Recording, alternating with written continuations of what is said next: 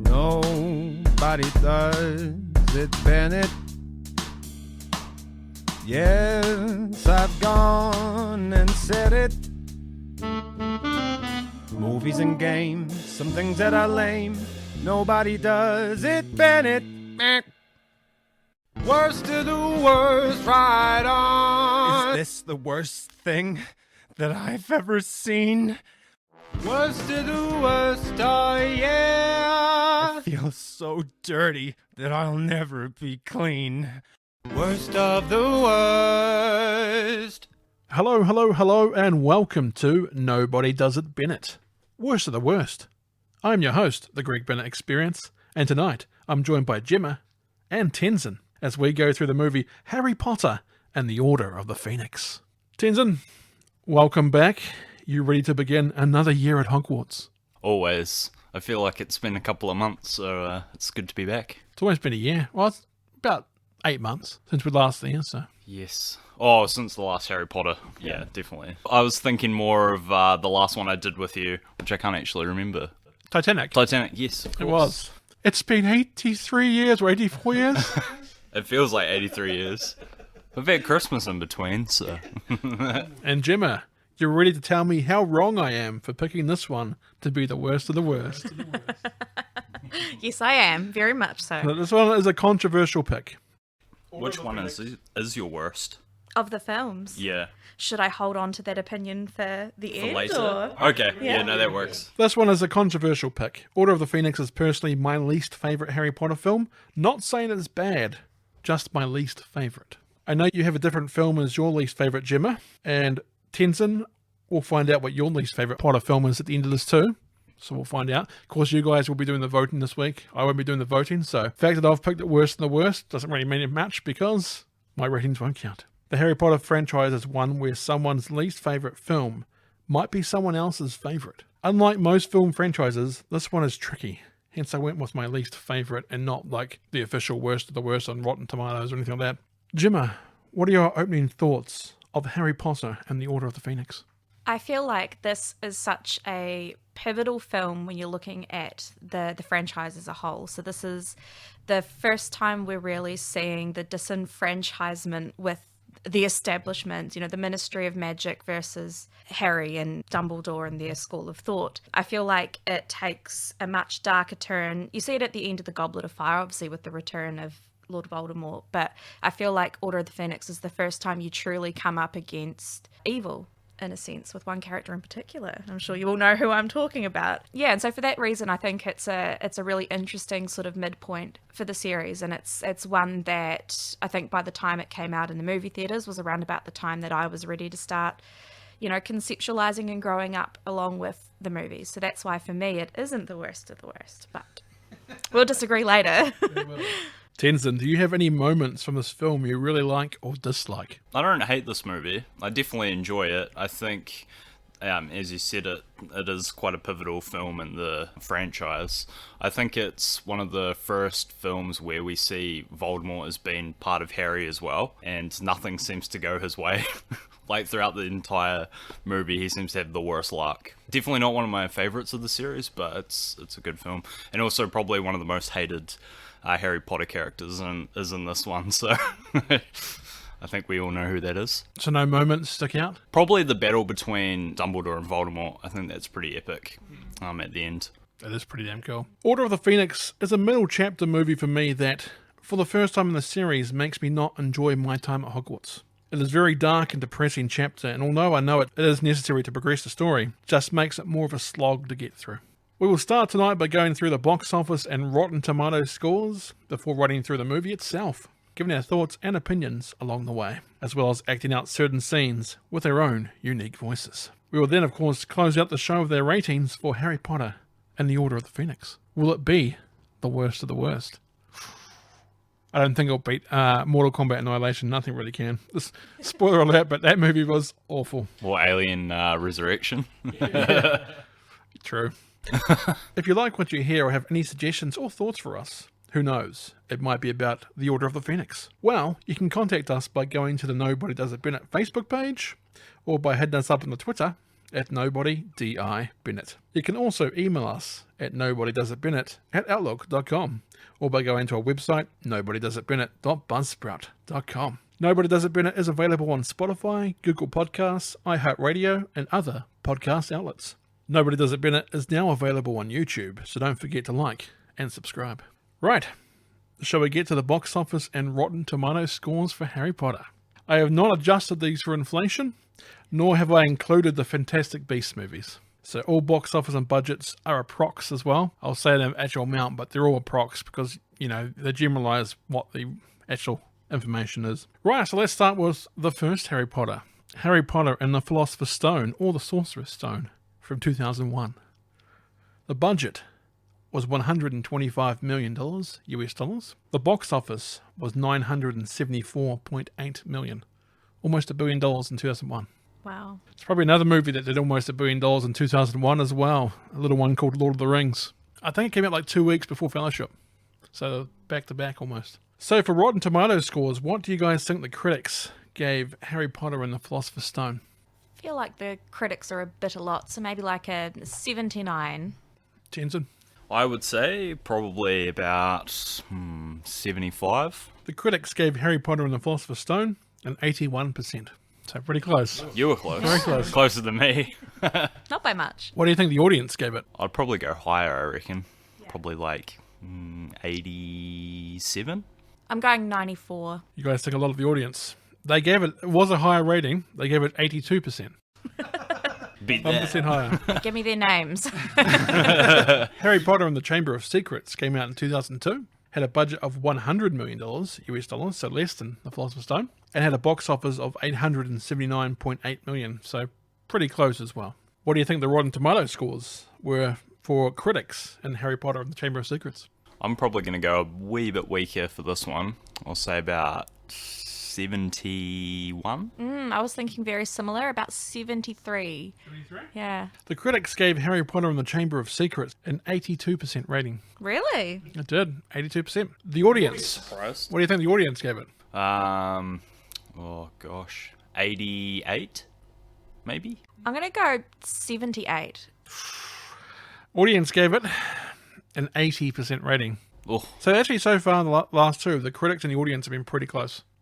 So far. Harry Potter and the Prisoner of Azkaban came out in 2004. Had a budget of $130 million.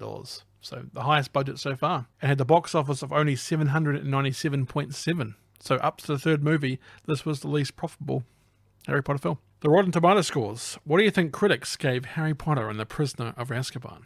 oh, this one has to be high because it's the best one in my opinion. I'd say I'll give it 91. 91? 80. 80? Critics gave Harry Potter and the Prisoner of Azkaban a 60%. Nah, jokes, it's 90.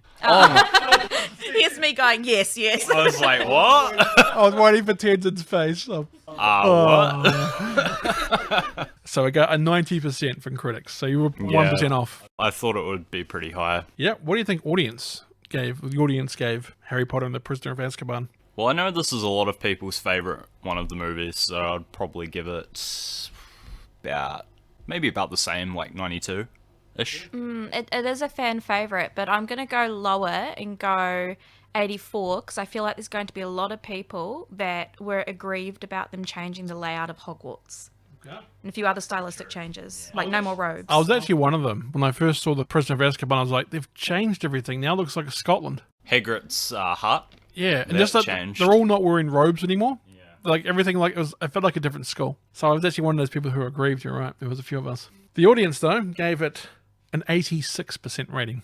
So you were I was very 84. close, Yeah, yeah. 2% off. Closer than me that time. Yeah, very good. That comes to my favourite Harry Potter film, Harry Potter and the Goblet of Fire from 2005. It had a budget of $150 million. A lot of broom flying in that one. And the box office of $896.7 million, so it was more profitable than Prisoner of Azkaban. What do you think, Rotten Tomato-wise, the critics gave Harry Potter and the Goblet of Fire? Gosh, I'm going to go probably 77, maybe. Yeah. 65. They gave Goblet of Fire, the critics, an 88% rating. They loved it. They loved it. Interesting. What did the audience think of Harry Potter and the Goblet of Fire? I'm going to stick with 65 because I feel like, again, it's polarizing. So many people hate The Goblet of Fire, despite the fact that it is objectively the best book. Yeah. I'll probably go about 82. The audience gave Harry Potter and the Goblet of Fire a 74%. So there you go. It was in between you guys, really. So that's the lowest rating so far by an audience and any Harry Potters so far that we've gone through. We now come to my worst of the worst. Harry Potter and the Order of the Phoenix from 2007. It also had a budget of 150 million. I don't know why. There's no action scenes in it. Oh, the end battle, surely. They must have cost 100 million. Yeah, that would be what would cost the most. They did all those globes practically, so they had to buy them all. So true, so true. So it had a box office of 942.2 million, so it actually was pretty profitable as well. Rotten Tomatoes wise, what do you think that critics gave Harry Potter and the Order of the Phoenix? I'm going to go 59. 59, ooh, okay. I'm going to be optimistic and say 76. 76? Critics gave Harry Potter and the Order of the Phoenix a 78% rating. So there you go. Jemma was right to be optimist. I thought it would get crucified by critics. The audience, what do you think the audience gave Harry Potter and the Order of the Phoenix?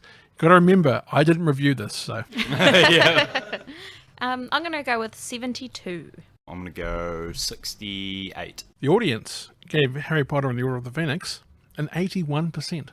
So there you go. There's a lot less people of me out there. Then again, I probably would still give it a favourable because Rotten Tomatoes works as if you liked it or not how much you liked it. Yeah. So I probably would still like it because I still think Harry Potter and the Order of the Phoenix is fine to watch. It's just not my favourite to watch. Right, we now move to Harry Potter and the Half-Blood Prince from 2009.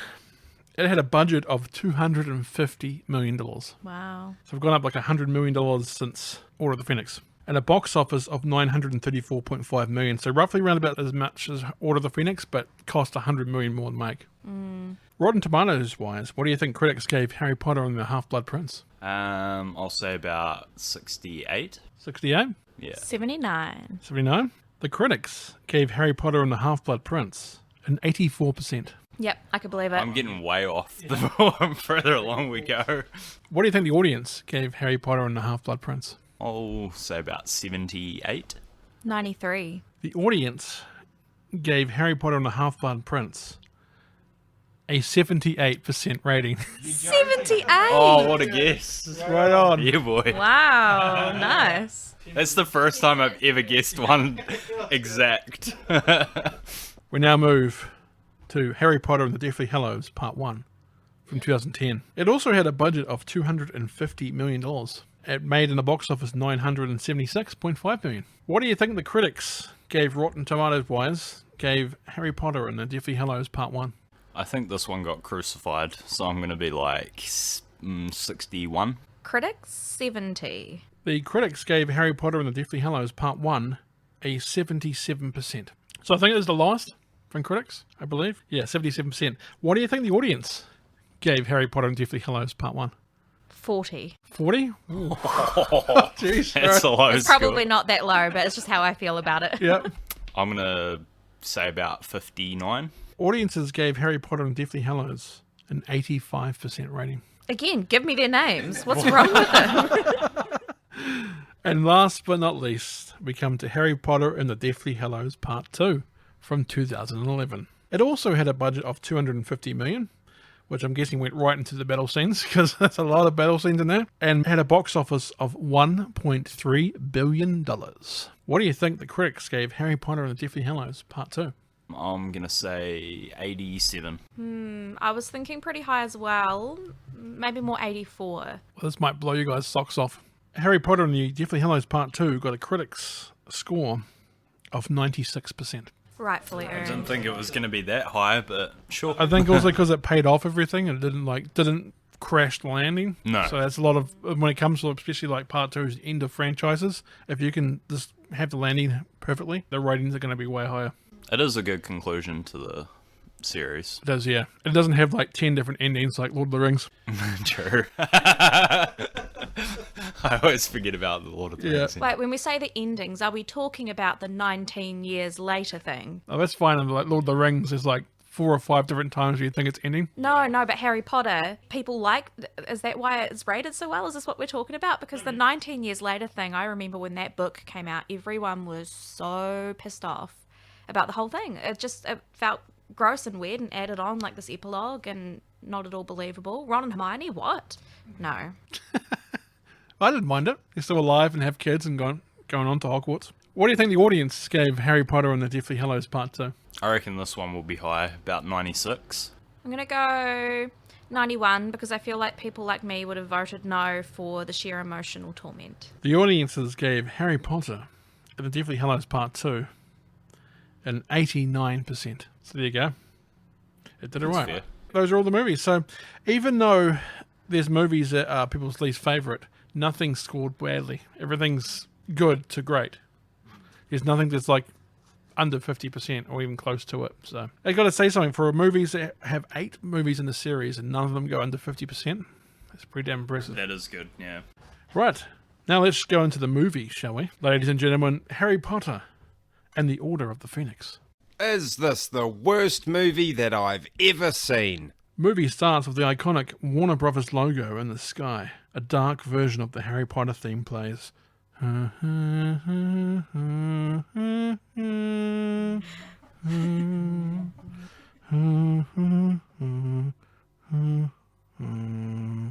I just closed my eyes and I visualized the start of the movie. Yeah, you saw the grey skies and everything. The title appears, Harry Potter and the Order of the Phoenix. Cut to a park just out of Little Whinging in Village in Surrey. I got this so mixed up in the first one. I went back and listened to it and I was like, I couldn't say Little Whinging for the life of me. Just out of the Little Whinging Village in Surrey, there is currently a heat wave hitting the area, and according to the radio, it's only going to get worse, with temperatures in the mid-30s Celsius. Remember to cover up and stay cool. Cuts to Harry watching some kids getting told by a parent that it's time to head home. Harry just watches from the swing with such a longing to be part of a family like that. But of course, he was Batmaned as a child. This playground is one of the saddest, most depressing looking playgrounds I have ever seen. Yeah, definitely. It just looks so miserable. It fits the mood of the movie. It perfectly. Does. Maybe too well. Yeah. I miss seeing the old roundabouts though, like in this playground. They are classed as too dangerous these days, which I can understand as I look back now how reckless and dangerous we were as young kids. The ones who used to spin around and used to hang on to the rail. If we let go of the rail, we'd go flying off. Yeah. Oh, those are the days. I'd like to point out that they actually put a new and improved version of that at the Green Island Park and beside Fresh Choice. It is spectacularly dangerous. I love it. Sounds like fun. Hang on or there's going to be a world of pain. Spin my kids right off it. Dudley shows up with some mates, looking like a 90s boy band. Dudley is wearing a gold chain. He is though.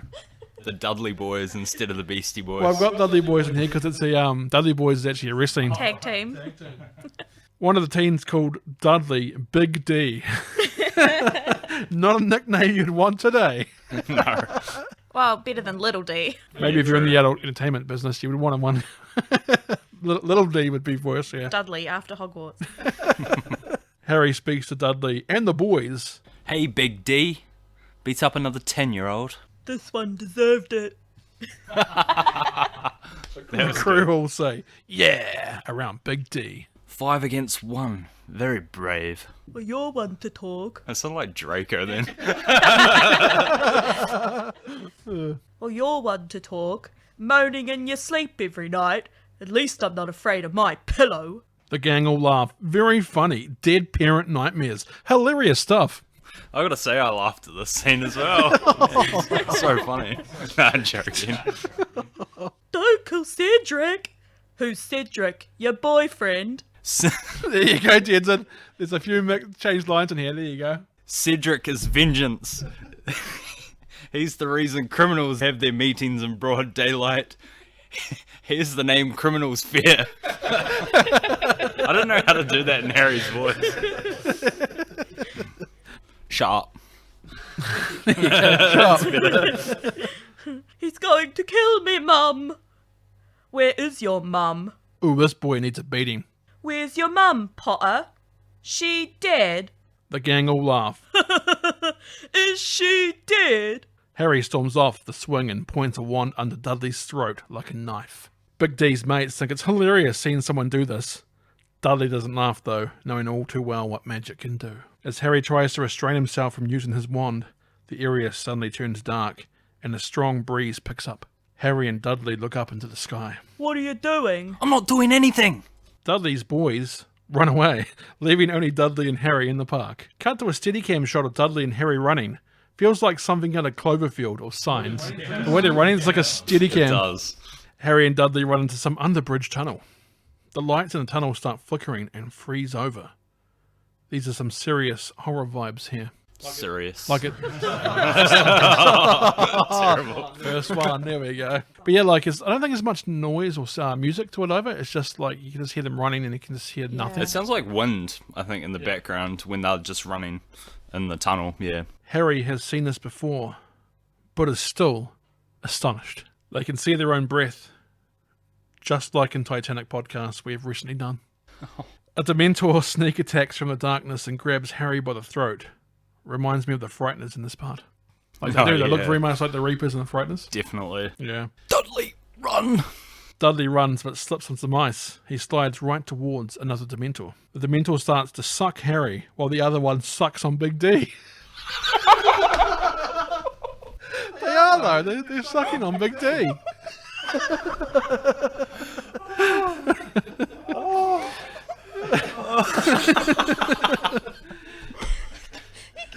Sorry, that's the best line you've done in any podcast. Harry manages to jab the Dementor in the face with his wand, but loses his grip in the process. Harry shuffles towards his wand while the Dementor closes in. Harry gets to his wand. Sorry. I'm so laughing. That's what Harry said. Expecto Patronum! The spell sends the Dementor flying away. Dudley is still being sucked off, so Harry sends his Patronum spell at Dudley and the Dementor. I'm just saying what visually is happening, alright? Oh my gosh. Oh, that was so good. The Dementor gets sent away while Dudley seems to be all messed up on the ground. An old lady with wheel shopping cart shows up behind Harry and Dudley. Harry knows her as Mrs. Fig. Don't put your wand away, Harry. They might come back. Oh, she knows of the Wizarding World. Cut to Harry carrying Dudley while Mrs. Fig walks beside him down Privet Drive. I don't understand. How'd you know? Dumbledore asked me to keep an eye on you. Boom. Did you just like punch? Did you punch Mrs. Fig? Bam! Jesus, Harry is unlikable in this. Dumbledore asked you? You know of Dumbledore? Uh-huh. After you know who killed that poor Diggory boy last year, did you expect him to let you go on wandering around on your own? Good Lord, boy. They told me you were intelligent, but now get inside and stay there. Expect someone will be in touch soon. Whatever happens, don't leave the house. Harry and Dudley go inside while Mrs. Fig has a worried look as she looks up into the sky. Cut to the house. Aunt Petunia has a small fan while watching the Weather Channel on TV. Tinnykins, is that you? Harry carries Dudley into the room. Daddy, Vernon, come quick! Uncle Vernon pops his head out of the fridge and comes to see Dudley. Who did this to you, boy? A shocked and half-petrified Dudley points at Harry. Happy are we now? You've finally done it. You've finally driven him loopy. Vernon, don't say that! I've reached my limit, you hear? This is the last time I'm gonna take of you and your nonsense. An owl then flies in with a letter. The letter reads, Mr. H.J. Potter, 4 Privet Drive, Little Whinging, Surrey. Confidential. The letter then floats up and a face appears on the back of the letter. Is it just me, or does this sound like Umbridge? I think it is Umbridge. Is it Umbridge? Yeah, sounds like it, yeah. Dear Mr. Potter, the Ministry has received intelligence that at 6:23 this evening you performed the Patronus charm in the presence of a muggle. As a clear violation of the decree for the reasonable restriction of underage sorcery, you're hereby expelled from Hogwarts School of Witchcraft and Wizardry. Hoping you are well, Mafalda Hopkirk. Uncle Vernon smiles with a teethy grin. Justice. Uncle Vernon and Aunt Petunia put Dudley in the car. Mrs. Figgs waves at Vernon from across the street. He's like, haha, nothing to worry about. Cut to Harry banging on the door to his room in frustration. Hedwig is not impressed by this. Harry picks up a photo from the ground. Sorry, Hedwig. You're damn right you are. You ruffled my feathers. Me hootin' and hollering? I know the movie's called Harry Potter, but it's not just always about you. I thought Hedwig deserved a line there. I know know, unless you can do a flutter Ooh, of an owl. there you go. Yeah, that works. Harry puts the moving photograph of his dead parents next to his bed. Harry continues to have sweaty dreams. Nightmares about Cedric. Harry wakes up when he hears noises coming from the downstairs. The key to his locked room door starts to turn. The door flies open. Clean these. No, I'm not going to do that. What? I like Smeagol. Very clean these muggles. Mr. Potter. Very clean these muggles. Tonks, for God's sake. Unnatural. The light from Tonks's wand lights up the faces of Nymphadora, Tonks, Mad-Eye Moody, and Kingsley Shacklebolt. Professor Moody, what are you doing here? Rescuing you, of course. Cut to Moody leading the group outside. But where are we going? The letter said I've been expelled from Hogwarts. Oh, you haven't been. Not yet. Kingsley, you take point. But the letter said... Dumbledore persuaded the minister to suspend your expulsion pending a formal hearing. He's got a bit of a Jamaican accent. Okay. A hearing? Don't worry, Harry. We'll explain when we get back to headquarters. Shh, not here, Nymphadora. Don't call me Nymphadora. I like how Tonks's hair changes when she gets angry. Goes from purple to red. The group all grab onto their brooms. Stay in formation, everyone. Don't break ranks if one of us is killed. Like that. It's like everyone's killed. Like, what? The group fly high into the air. This flying montage scene reminds me of watching Christopher Reeve's Superman films as a child. Oh, yeah. The group land to what looks to be a pretty normal looking UK suburb with apartment blocks on the street. Moody taps his staff 3 times. The apartment buildings start to magically extend. No one inside the buildings, though, is none the wiser. Harry goes inside. It looks very old and unkempt inside. You can hear voices down the hallway. Harry sees his godfather, Sirius Black. Mrs. Weasley gets in the middle of their gaze. She hugs him, relieved he is okay. Mrs. Weasley sends Harry up. It says Hearty up here. Mrs. Weasley sends Harry upstairs while the others talk downstairs. Harry walks up the creepy-looking staircase. There are dead house elves in glass display cases. This is like, oh, why? Horrible. Harry can hear the current house elf creature talking to someone. He's talking to the old headmistress who was in the portrait on the wall. Harry opens the door upstairs and is jumped by Hermione. Oh, Harry! Attack of the friend hug. Are you all right? We overheard them talking about the Dementor attack. Sound like it sucked. You must tell us everything. Let the man breathe, Hermione. And this hearing at the ministry, it's just outrageous. I've looked it up. They simply can't expel you. Thought they would Expelliarmus you in the Wizarding World. But it's completely unfair. Yeah, there's a lot of that going around at the moment. So, what is this place? It's headquarters. Of the Order of the Phoenix. Name drop alert. It's a secret society. Dumbledore formed it back when they fought you-know-who. Couldn't have put any of this in a letter, I suppose. I've gone all summer without a scrap of news. We wanted to write, mate. Really, we did. Only what? Only Dumbledore made us swear not to tell you anything. Dumbledore said that. But why would he keep meaning the dark? Maybe I could help. There you go, Tenson. Like you did with the sad people. That's what Palpatine was soon as like you did with the sand people. After all, I am the one who saw Voldemort return. I am the one who fought him, who saw Cedric Batman Diggory get killed. I love it. Batman. Insert Batman. Batman. Suddenly, Fred and George apparate into the room. Fred and George ask Harry if he wants to hear something a little more interesting. Cut to a magical human ear being lowered down on some string. It was gross. Extendable ears. Is it? Oh. They developed them themselves. Oh, homemade. Sirius is arguing with others about how he wants to tell Harry what is going on. The others rightfully say that he's just a boy. He's just a boy who has probably more magic battle experience than they have, and he's only 15. You can even hear Snape, who must be also in the room. Potter. Hermione's cat starts attacking the human ear on a string. Crookshanks runs off with the ear. Cut to Harry and the Scooby-Doo gang heading downstairs to the kitchen for dinner. The group come out of the dining room. Arthur greets Harry before Sirius speaks up. I'm going to try and find a serious voice now. Harry Potter. Just sound like Gary Oldman. He'll be fine. Serious. Harry hugs him. Cut to the dinner table. The kids are entertained by Tonks making animal faces while Arthur talks with Harry. This is very, very peculiar. It seems that your hearing at the ministry is to be before the entire Wizengamot. I don't understand. What has the Ministry of Magic got against me? Show him. He'll find out soon enough. Harry is shown a newspaper that reads The Boy Who Lies. Very clever use of phrase there. The paper then changes to Fudge, all is well, byline. He's been attacking Dumbledore as well.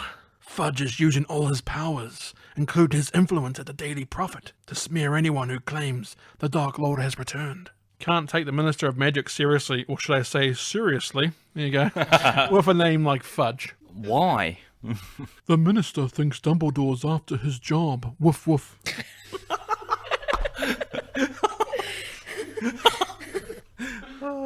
But that's insane. No one in their right mind could believe that Dumbledore... Exactly the point, woof woof. Fudge isn't in his right mind. It's been twisted and warped by fear.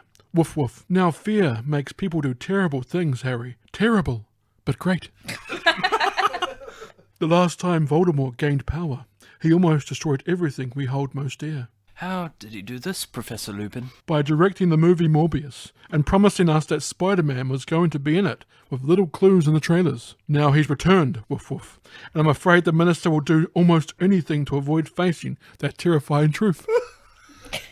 As soon as you threw a Morbius in there. We think Voldemort wants to build up his army again. There has even been talks of a Sinister Six movie going along with Morbius. 14 years ago, he had huge numbers at his command, and not just witches and wizards, but all manner of dark creatures. He's been recruiting heavily, and we've been attempting to do the same. But gathering followers isn't the only thing he's interested in. Moody clears his throat. We believe Voldemort may be after something. Serious. Something he didn't have last time. Spooky. You mean like a weapon? No, that's enough. He's just a boy. You say much more and you might as well induct him into the Order straight away. Good, I want to join.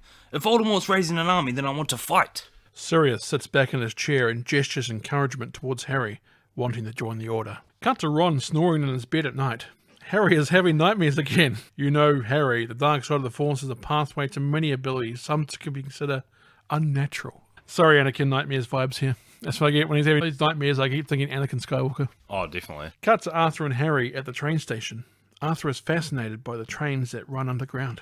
Arthur leads Harry to a red telephone booth out in the street. I've never used the visitor's entrance before. Should be fun. Arthur puts some of his muggle money and puts it in the phone. The phone booth is an elevator. Kind of lame compared to some of the other wonders of the Wizarding World, though. It's just like, just a standard elevator. It's almost like a Get Smart kind of thing. When Harry gets off the phone booth elevator, he is greeted by the grand reveal of the Ministry of Magic. I do love the brickwork of the Ministry, that dark green gold that looks pretty unique and cool. Wonder where it was shot, actually. Like, what building they used, or it's probably a set. It's probably, say, green screen set. Yeah. Because nothing I can think of kind of looks like that. No. Harry sees multiple people arriving via flue powder. The Ministry seems less of a parliamentary building and more like a cross between a nightclub and a pub. Yeah, big time. Harry sees all the paper darts flying into the elevator with them. Interdepartmental memos. We used to use owls. The mess was unbelievable. Kingsley whispers a message in Arthur's ear. They've changed the time of your hearing. When is it? In 5 minutes. Oh, they're trying to like railroad him here. Harry and Arthur get off the elevator and see Lucius Malfoy talking to Fudge. They both look hella suspicious when they see Harry. They're just like, oh crap, he's seen us. Arthur gives Harry the rules of the hearing, as Arthur is not allowed in. Harry enters the hearing room. Fudge leads the witch hunt of Harry. Or wizard hunt in this one. Yeah. Dumbledore comes in as the witness for the defence. Just so everyone knows, I'm going to continue using the voice of Dumbledore as if he was still played by Richard Harris. Sorry, Michael Gambon, but your version is too eccentric and often grouchy sounding for me. Did you put your name in the goblet of fire? Did you do it, Harry? Did you do it, Harry? You little prick. Witness for the defence. Albus, Percival, Woodfrick, Brian, Dumbledore. You got our message that the time and place of the hearing had been changed, did you? I must have missed it, but a happy mistake. I arrived at the Ministry 3 hours early. Charges? The charges against the accused are as follows. That he did not knowingly and in full awareness of the illegality of his actions produce a Patronus charm in the presence of a muggle in the dining room with a candlestick. Do you deny producing said Patronus? I don't even know what he sounds like. No, but I threw in that clue. Oh, yeah. The dining room. There's so many of these through here, sorry, especially the first half. No, but... And you were aware that you were forbidden to use magic outside of school while under the age of 17? Yes, I was, but... Witches and wizards of the Wizengamot. I was only doing it because of the Dementors. There was murmuring in the chambers. Oh, God, what are you talking about? Dementors? Okay, well, what's that magazine over there? It looks pretty good. It might be Woman's Day. The council members start questioning Dementors and little whinging. That's quite clever. Muggles can't see Dementors, can they, boy? Highly convenient. I'm not lying. There were two of them. One was wearing a red dress, the other in an astronaut outfit. Enough. I'm sorry to interrupt what I'm sure would have been a very well-rehearsed story, but since you can produce no witnesses of the event... Pardon me, Minister, but as it happens, we can. Cut to Mrs. Figg in the chair. Harry was just in. The court asked Mrs. Figg to describe the attack. Well, one of them was very large and the other rather skinny. Not the boys, the Dementors. To be honest, Big D Dudley wasn't that large. Same. No. Oh, well, big, cloaked, then everything went cold, as though all the happiness had gone from the world. Now look here. Dementors don't just wander into a muggle suburb and happen across a wizard. The odds are astronomical. I don't think anyone would believe that the Dementors were there by coincidence, Minister. Dolores Umbridge clears her throat. I'm sure I must have misunderstood you, Professor. Dementors are, after all, under the control of the Ministry of Magic. It's so silly of me, but it sounded for a moment as though you were suggesting that the Ministry had ordered the attack on this boy. That would be disturbing indeed, Madam Undersecretary. Which is why I'm sure the Ministry will be mounting a full-scale inquiry into why the two Dementors were so very far from Azkaban, and why they mounted an attack without authorization. Of course, there is someone who might be behind the attack. Dumbledore approaches the bench. Cornelius, I implore you to see reason. The evidence that the Dark Lord has returned is incontrovertible. He's not back. Dumbledore gives Fudge the disappointed dad look. In the matter of Harry Potter, the law clearly states that magic may be used before muggles in life-threatening situations. Laws can be changed, Dumbledore. Well, geez, Fudge, way to show how dirty and corrupt you currently are. Oh, we'll just change the rules then. It's like, that's not the point. This is what I mean. Disenfranchisement in the face of the establishment. Exactly. Clearly, it's become practice to hold a full criminal trial to deal with a simple matter of underage magic. The chamber votes. Fudge, Umbridge, and a few others vote in favour of conviction, but about 90% of the room vote to clear Harry of all charges. Cleared of all charges? Dumbledore walks off and ignores Harry. Must be sick of Harry getting all the glory.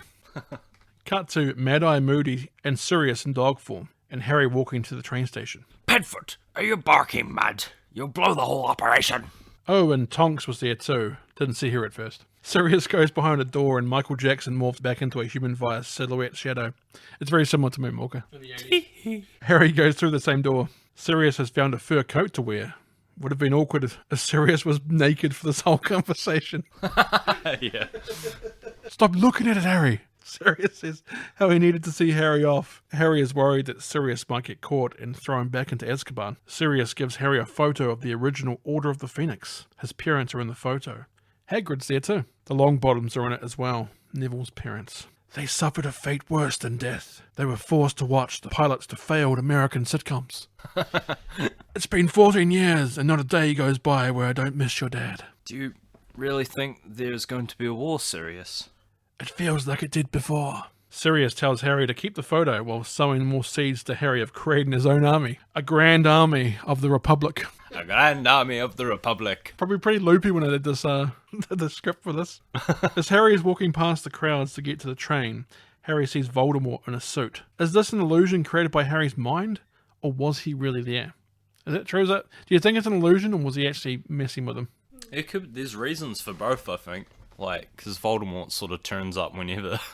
So it could be him. But also, I think Harry's probably just traumatized a bit and feels like he sees him everywhere. I think Voldemort knew all along that he'd go into his mind. So I think it's him going through his mind. Maybe he's there as illusion in his mind, but I think Voldemort's planted him in there. I don't think it's him going mad. I think Voldemort wants to make him to think he's going mad. See, I personally think it is psychosis. He's hallucinated him there, because if he was actually there, there's no way he wouldn't have taken the opportunity to kill him and then to separate, get it all over and done with. I mean, I know he likes theatrics. We've seen him all coming out of the pot and doing his wee speech. But, like, ultimately, why would you not take an opportunity that presents itself? And I also feel like, especially once you get into the Half-Blood Prince, that's when Voldemort becomes aware that he can enter or see things through Harry's mind. Like, it's not canon, I think, for the majority of this film, because obviously a Clumency comes in later. But I don't think he has any conscious control over when he enters Harry's mind or what Harry sees through his mind. So I would have thought that as well, especially when I first watched it. I was like, oh, he's just going through his mind. But what Snape says later on is that he doesn't kill you straight away. He tortures you. He keeps torturing you for information until you've got nothing left to give him. Because Harry is such an outlet for the other side, and he knows you can actually get into his head. That's why Dumbledore has separated himself from him, because he's scared that this is what's going to happen. Harry's going to be used as an inlet for Voldemort to find out what's going on from the other side. But ultimately, once Harry's out of the way, that is the final obstacle. Is it though? Because Dumbledore at the moment is still there. I mean, he was always worried about Dumbledore, but he already had a plan in place at this point for Dumbledore to be offed by the Malfoys. So I feel like he already had that in the works, and him toying with Harry was just him feeling like he was unable to get to him fully at that point. I don't think it was a torture technique. He wanted him dead as soon as possible. He wanted him dead, how many years? 15 years ago. So, or 14, I suppose it is at this point. So, yeah. No, interesting thoughts. Yeah, I like that. Yeah. It's a good debate to what it is, but it keeps you guessing. It does. Plus, him in the suit looks weird. Yeah. He's just wearing a suit. Like, oh. You don't think he's really handsome? What? He's still wearing a cloak. Oh, it's the nose. The nose is pretty attractive. Cut to Harry waking up on the Hogwarts Express. Hermione and Ron sit next to Harry, looking concerned about him. Cue montage of the train making its way to the countryside towards Hogwarts. Harry, Hermione and Ron are walking off the train when Malfoy approaches. I'm surprised the Ministry is still letting you walk around free, Potter. You better enjoy it while you can. I expect there's a cell in Azkaban with your name on it. Ron has to hold Harry back from fighting Malfoy. What did I tell you? Complete nutter. Harry yells out at Malfoy as he walks away. Just stay away from me. It's only Malfoy. What do you expect? It's like, yeah, but he was being a dick. You know, it's just a normal teen thing to say. Yeah. That's what I like about the Order of the Phoenix too. One thing I like is him being angry and wondering why he's getting so angry. Because as a teenager, as you get older, you just get angry for no reason. I think for me, it's a mix of, like, he's getting older, but also Voldemort being more present. Oh, it is. The Voldemort going through him, but it could also be, like, you know, Buffy the Vampire Slayer was a lot of metaphors for growing up as a teenager. Yeah. And I think maybe in some aspects of this, him having Voldemort go through him is almost like, now I can't control my emotions, kind of like a teenager feels sometimes. Yeah, definitely. Cut to students riding the carriages with invisible horses. Cho is on one of the characters. Neville greets the trio. Harry turns around with a shocked look on his face. Yep, Harry is astonished. As the invisible horses that pull the carriages are not so invisible anymore. The horses look dark and unnatural. Something Death might ride. What is it? What is what? It cuts to show nothing in front of the carriages. That's pulling the carriage. Nothing's pulling the carriage, Harry. It's pulling itself like always.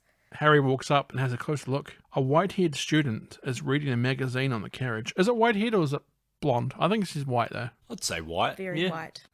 You're not going mad. I can see them too. You're just as sane as I am. The student is reading the magazine upside down. The trio join the student on the carriage.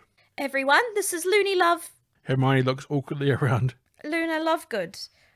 What an interesting necklace. Small talk, nice. That should break the tension. It's a charm, actually. Keeps away the nargles. Hungry? I hope there's pudding. Pudding. Oh my god, that's so bad. The carriage moves along. What's a nargle? No idea. Cut to the students enjoying their dinner in the Great Hall. Luna gets her pudding. Pudding. The other students, like Seamus, keep their distance from Harry. Good evening, children. Now we have 2 changes in staffing this year. Pleased to welcome back Professor Grubly-Plunk, who will be taking care of magical creatures, while Professor Hagrid is on temporary leave. Don't think we really meet that teacher, though, do we? Don't really see Grubbly Plank. No, she's much more of a role in the books with her little flubberworms. Okay. We also wish to welcome our new Defense Against the Dark Arts teacher, Professor Dolores Umbridge. And I'm sure you will all join me in wishing the professor good luck. As usual, our caretaker, Mr. Filch, has asked me to remind you. Umbridge loudly clears her throat, which stops Dumbledore mid-speech. Dumbledore turns to Umbridge, who rises from her chair. She was at my hearing. She works for Fudge. She doesn't work for money, she works for Fudge. Thank you, Headmaster, for those kind words of welcome. And how lovely to see all your bright, happy faces smiling up at me. I'm sure we're all going to be very good friends. The Ministry of Magic has always considered the education of young witches and wizards to be of vital importance, although each headmaster has brought something new to this historic school. Umbridge nods at Dumbledore and he nods back. Progress for the sake of progress must be discouraged. Let us preserve what must be preserved, perfect what can be perfected, and prune practices that ought to be prohibited. Umbridge giggles and walks away. Thank you, Professor Umbridge. That was most illuminating. Illuminating? What a load of waffle. What does it mean? It means the Ministry is interfering at Hogwarts. There you go, you really got the Hermione voice back now. Got it back now, You got yeah. it back. Yeah, bit of practice and you're fine. Cut to Hogwarts Castle at night. Harry is walking through the Gryffindor common room. All the students are whispering and looking at Harry. One of the newspaper's articles reads, Plotter, another good one, I like that, Plotter. Harry tries to talk to Dean and Seamus, asking about their holiday.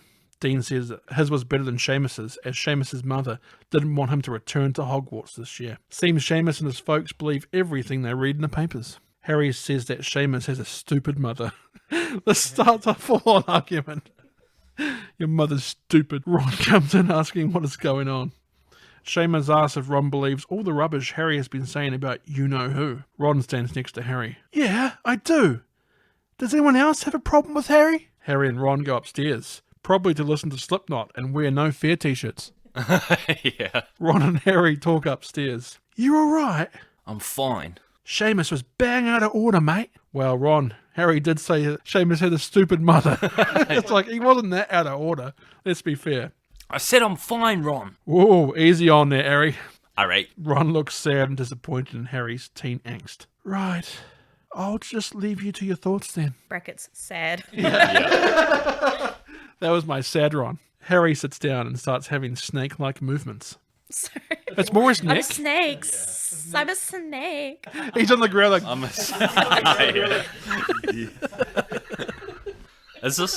This is when it starts with the weird, like, Voldemort whispers where he's like, Harry Potter. Spooky. Don't forget to buy my subscription to my podcast, Harry. Cut to Harry having what he believes is another nightmare. He sees one of the brick hallway tunnels of the Ministry of Magic. Harry can see glimpses of Voldemort and a doorway at the end of the tunnel. Harry wakes up. Ron is just sitting there staring at Harry. He's just there staring sadly at Harry. Was he watching Harry the whole time? What do you think? Do you think Ron has been told and it's like by like Voldemort, or, not Voldemort, sorry, Voldemort, yeah, no, by Dumbledore and everyone just to say, hey, really keep an eye on Harry this year, and if he gets angry, just don't bark back at him. Just be there for him, because Ron usually barks back, and this year he's not. And I think he's been told by someone just to keep an eye on him because they're concerned. I would say Dumbledore's a good, like, theory in terms of him. Just keep an eye on him. He might get angry, but just be there for him. Because, yeah, Ron usually snaps back, and he doesn't snap back at all. Only one he does snaps back at is Seamus, because he has a stupid mother. Yeah. Gotta bring that up. Cut to class. Harry and Ron are giggling to themselves while the rest of the class also talk and play around one another. A paper bird is flying around. Umbridge uses her wand to burn the bird out of the sky. Good morning, children. Ordinary Wizarding Level Examinations, OWLS, more commonly known as OWLs. Study hard and you will be rewarded. Fail to do so, and the consequences may be severe. Umbridge magically hands out textbooks to the students. Your previous instruction in this subject has been disturbingly uneven, but you'll be pleased to know that from now on you'll be following a carefully structured, ministry-approved course of defensive magic. Hermione raises her hand. Yes, There's nothing in here about using defensive spells. Using spells?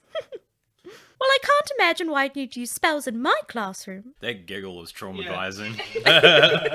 Childhood trauma. How the script's in pink is like, I had to make our Umbridge so bubbly pink even though she's so evil. Oh, she's awful. We're not going to use magic. You'll be learning about defensive spells in a secure, risk-free way. Well, what use is that? If we're going to be attacked, it won't be risk-free. Students will raise their hands when they speak in my class. It is the view at the Ministry that a theoretical knowledge will be sufficient to get you through your examinations, which, after all, is what school is all about. And how is theory supposed to prepare us for what's out there? There is nothing out there, dear. Who do you imagine would want to attack children like yourself? Oh, I don't know, maybe Lord Voldemort. The class goes deathly silent. Did you hear a pencil drop? Umbridge looks like she's about to crack. Now, let me make this quite plain. You've been told that a certain dark wizard is at large once again. This is a lie. It's not a lie, I saw him. I fought him. Detention, Mr. Potter. So according to you, Cedric Diggory, Batman, dropped dead of his own accord. Cedric Diggory's death was a tragic accident. It was murder. Voldemort killed him. You must know that. Enough! Enough. See me later, Mr. Potter. My office. Cut to Umbridge making a cup of tea in her office. Everything is pink with plates of moving kittens that keep meowing. How? There is a knock at the door. It's Harry! Harry seems disturbed by all the kitten plates. We all are, don't worry, Harry. Umbridge tells Harry that he's going to be doing some lines. No, not those kind of lines. This isn't an 80s party. Harry grabs for his quill, but Umbridge says how he will use one of her special quills. Now, I want you to write, I must not tell lies. How many times? Well, let's say for as long as it takes for the message to sink in. You haven't given me any ink. Oh, you won't need any ink. Harry starts to write the lines. As Harry writes, his other hand starts to hurt. The lines he is writing start to cut into the skin of his hand. Harry looks up at Umbridge in shock. Yes, Nothing. that's right, because you know, deep down, you deserve to be punished. Don't you, Mr. Potter? Go on. Cut to Fred and George opening one of their trick cases. They start selling their goods to fellow students. One of the kids looks like he's a bullfrog. Ron and Hermione join Harry on the couch of the Gryffindor common room. Hermione notices Harry's hand. What's wrong with your hand? Nothing. The other hand. You've got to tell Dumbledore. No. Dumbledore's got enough on his mind right now. Anyway, I don't want to give Umbridge the satisfaction. Bloody hell, Harry! The woman's torturing you. If the parents knew about this...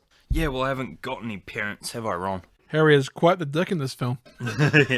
Harry, you've got to report this. It's perfectly simple. You're being... No, it's not, Hermione. Whatever this is, it's not simple. You don't understand. Then help us too. Harry packs up his stuff and leaves the common room because Harry would rather be a dick about it. Cut to Hedwig flying around Hogwarts. Harry writes a letter to Sirius. Harry talks about feeling more alone than ever. Harry decides to visit the creepy invisible horses that pull those carriages in their home. Harry sees that Luna is there without any shoes on. Hello, Harry Potter. Your feet, aren't they cold? A bit. Unfortunately, all my shoes have mysteriously disappeared. I suspect the Nargles are behind it. What are they? They're called Thestrals. They're quite gentle, really. But people avoid them because they're a bit...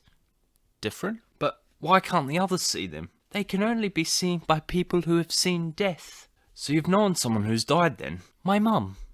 She was quite an extraordinary witch, but she did like to experiment. And one day, one of her spells went badly wrong. I was 9. I'm sorry. Yes, it was rather horrible. I do feel very sad about it sometimes, but I've got Dad. We both believe you, by the way, that he who must not be named is back, and you fought him. Starting to sound like Dobby now. And the Ministry and the Prophet are conspiring against you and Dumbledore. Thanks. It seems you're about the only ones that do. I'm pretty sure Ron and Hermione believe you, Harry. You know, the ones that you keep pushing away. I don't think that's true. But I suppose that's how he wants you to feel. What do you mean? Well, if I were you-know-who, I'd want you to feel cut off from everyone else, because if it's just you alone, you're not as much of a threat. And that's what a good villain will do. They'll make you feel like you have to go alone, because otherwise you're stronger together. Cut to Ron stuffing his face while reading a textbook. Do you ever stop eating? What? I'm hungry. Harry approaches their table. Can I join you? Before Hermione can respond, the group is distracted by Umbridge being told off by Professor McGonagall for what she did to Harry's hand. Umbridge asks if Professor McGonagall is questioning her authority in her own classroom. Professor McGonagall doesn't take that though, and brings up Umbridge's medieval methods. I'm sorry, dear, but to question my practices is to question the ministry, and by extension, the minister himself. I am a tolerant woman, but the one thing I will not stand for is disloyalty. Disloyalty? Things at Hogwarts are far worse than I feared. Cornelius will want to take immediate action. Cut to Mr. Filch hammering a metal spike into a stone wall. The first proclamation is authorised. It then cuts to Umbridge being photographed by journalists while Minister Fudge informs other journalists that as High Inquisitor, she will have the powers to address the seriously falling standards at Hogwarts School. The montage continues with Umbridge walking around Hogwarts with a high and mighty smirk on her face. Using her wand to separate a boy and a girl who are making out in the hallway, Umbridge then starts questioning Professor Trelawney about her teaching methods. Umbridge then uses her wand to straighten up some students' uniforms before questioning Snape about his desire to teach defence against the dark arts. All I can hear is the music. Yeah, I was thinking that. Amazing. You applied first for the defence against the dark arts post, is that correct? Been waiting for this. Yes, But you were unsuccessful? obviously.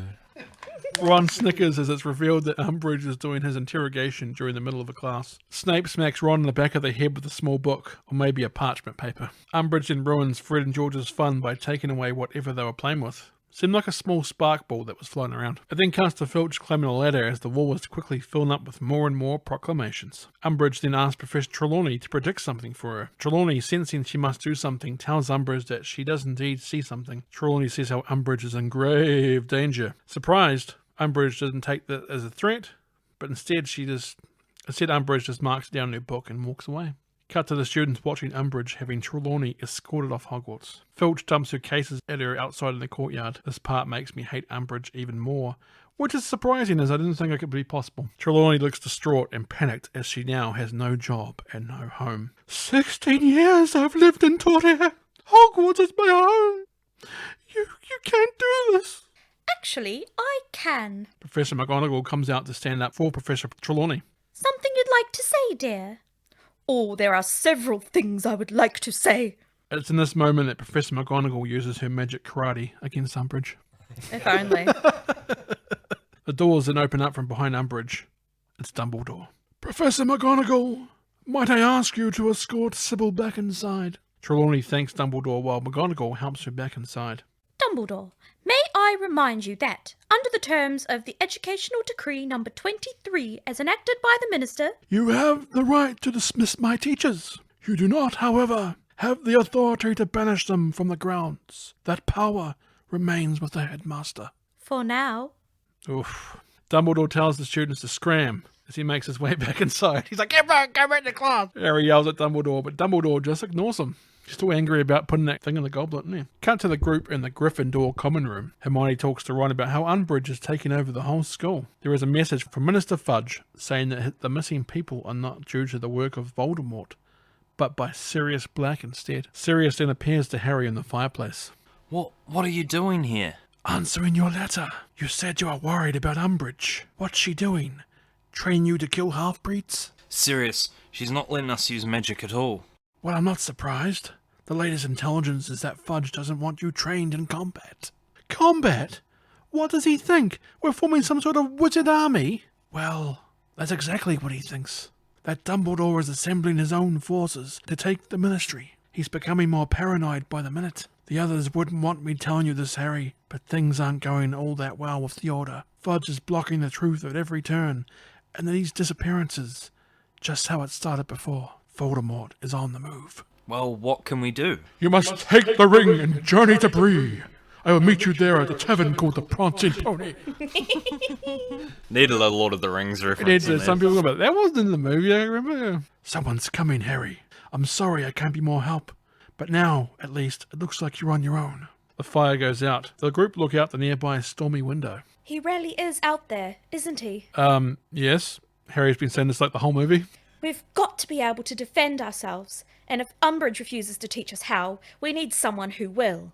Hermione turns and stares at Harry, just as lightning strikes outside. Very cheesy. The shot goes outside where there is a Death Eater image in the night sky. It's a cool shot, actually. It goes out, you see it in the weather. Ah, it's cool. It then cuts to winter in a snow-covered Hogsmeade. Harry is talking to Ron and Hermione about how no one would want to be taught by him, as he is seen as a nutter. Hold on. Have they been having this conversation for months? Because it's the same conversation we just left and it's been now snowing for some time. Anyway, Ron, Hermione and Harry enter an empty tavern where a couple of people are waiting to meet up with them. The couple of people they are meeting turn out to be about 20 other students, including Ginny, Fred and George, Luna, Cho and Neville. Hermione says how they all know why they are there. They need a teacher. The group need more proof that Voldemort is back, though. If Harry could tell them more about how Cedric Diggory got killed. I'm not going to talk about Cedric, so if that's why you're here, you might as well clear out. Harry says to Hermione that they should go. Is it true? You can produce a Patronus charm. Yes, I've seen it. Blimey, Harry. I didn't know you could do that. It sounded like Gemma's Dudley. Is she dead, Harry? And he kills the basilisk with a sword in Dumbledore's office. Third year, he fought off about 100 Dementors at once. And last year, he really did fight off you-know-who, in the flesh. And he even got a clean win over Hulk Hogan at WrestleMania. Oh, wait, no. Not even a wizard could do that. Wait, look, it all sounds great when you say it like that, but the truth is, most of that was just luck. I didn't know what I was doing half the time. I nearly always had help. He's just being modest. No, Hermione, I'm not. Facing this stuff in real life is not like school. In school, if you make a mistake, you can just try again tomorrow. But out there, when you're a second away from being murdered or watching a friend die right before your eyes, you don't know what that's like. You're right, Harry. We don't. End of movie. End of movie, end of franchise. That's why we need your help. Because if we're going to have any chance of beating Voldemort... Big move there, because it's the first time she says Voldemort. Another kid asks if he's really back. Harry nods. Cut to Harry, Ron and Hermione watch some of the students write their names down on a parchment, indicating that they want to join Harry's classes. Welcome to I Hope Voldemort Doesn't Kill Me 101. The actual name of the group is called Dumbledore's Army. The DA. It then cuts to the army walking around Hogwarts. Montage time. They first need to find a secret place to practice. The Shrieking Shack and Forbidden Forest are suggested as possible places. Ginny asks what happens if Umbridge finds out. Who cares? I mean, it's sort of exciting, isn't it? Breaking the rules. Who are you, and what have you done with Hermione Granger? It's a fair question in a world where people can look like you by drinking Polyjuice potion. Yeah. Then Hermione says to Harry that Cho couldn't keep her eyes off Harry. This is a weird sidetrack, but okay. It's just like out of the blue. By the way, Cho thinks you're hot. There's bigger things happening right now, Hermione. Right in this very moment, we're trying to form an army, and you're like, hey, Cho over there wants a bit of you. As the group are walking along the Hogwarts grounds, talking about getting them to keep a lookout for a possible secret society basis, Umbridge is watching from above. Filch approaches her. Then there is another proclamation added to the wall. All student organisations are henceforth disbanded. Failure to comply and you will be expelled. Neville was walking along when he is body nudged by Crabbe and Goyle. Actually forgot they were in the movie. They're barely in, like, these ones. Malfoy has, 3 lines in this whole movie. I think he has something like 15 minutes of screen time all up across the 8 movies. Really? Yeah, apparently. I thought he'd have more in Half-Blood Prince, because I think Half-Blood Prince is the movie he's in the most. I know, you probably know more than me. That is correct. Wow. Oh, You'd think it'd be in more, because he's such an impact in the I whole know, story. but he's barely in them, yeah. And yet he's got a whole book.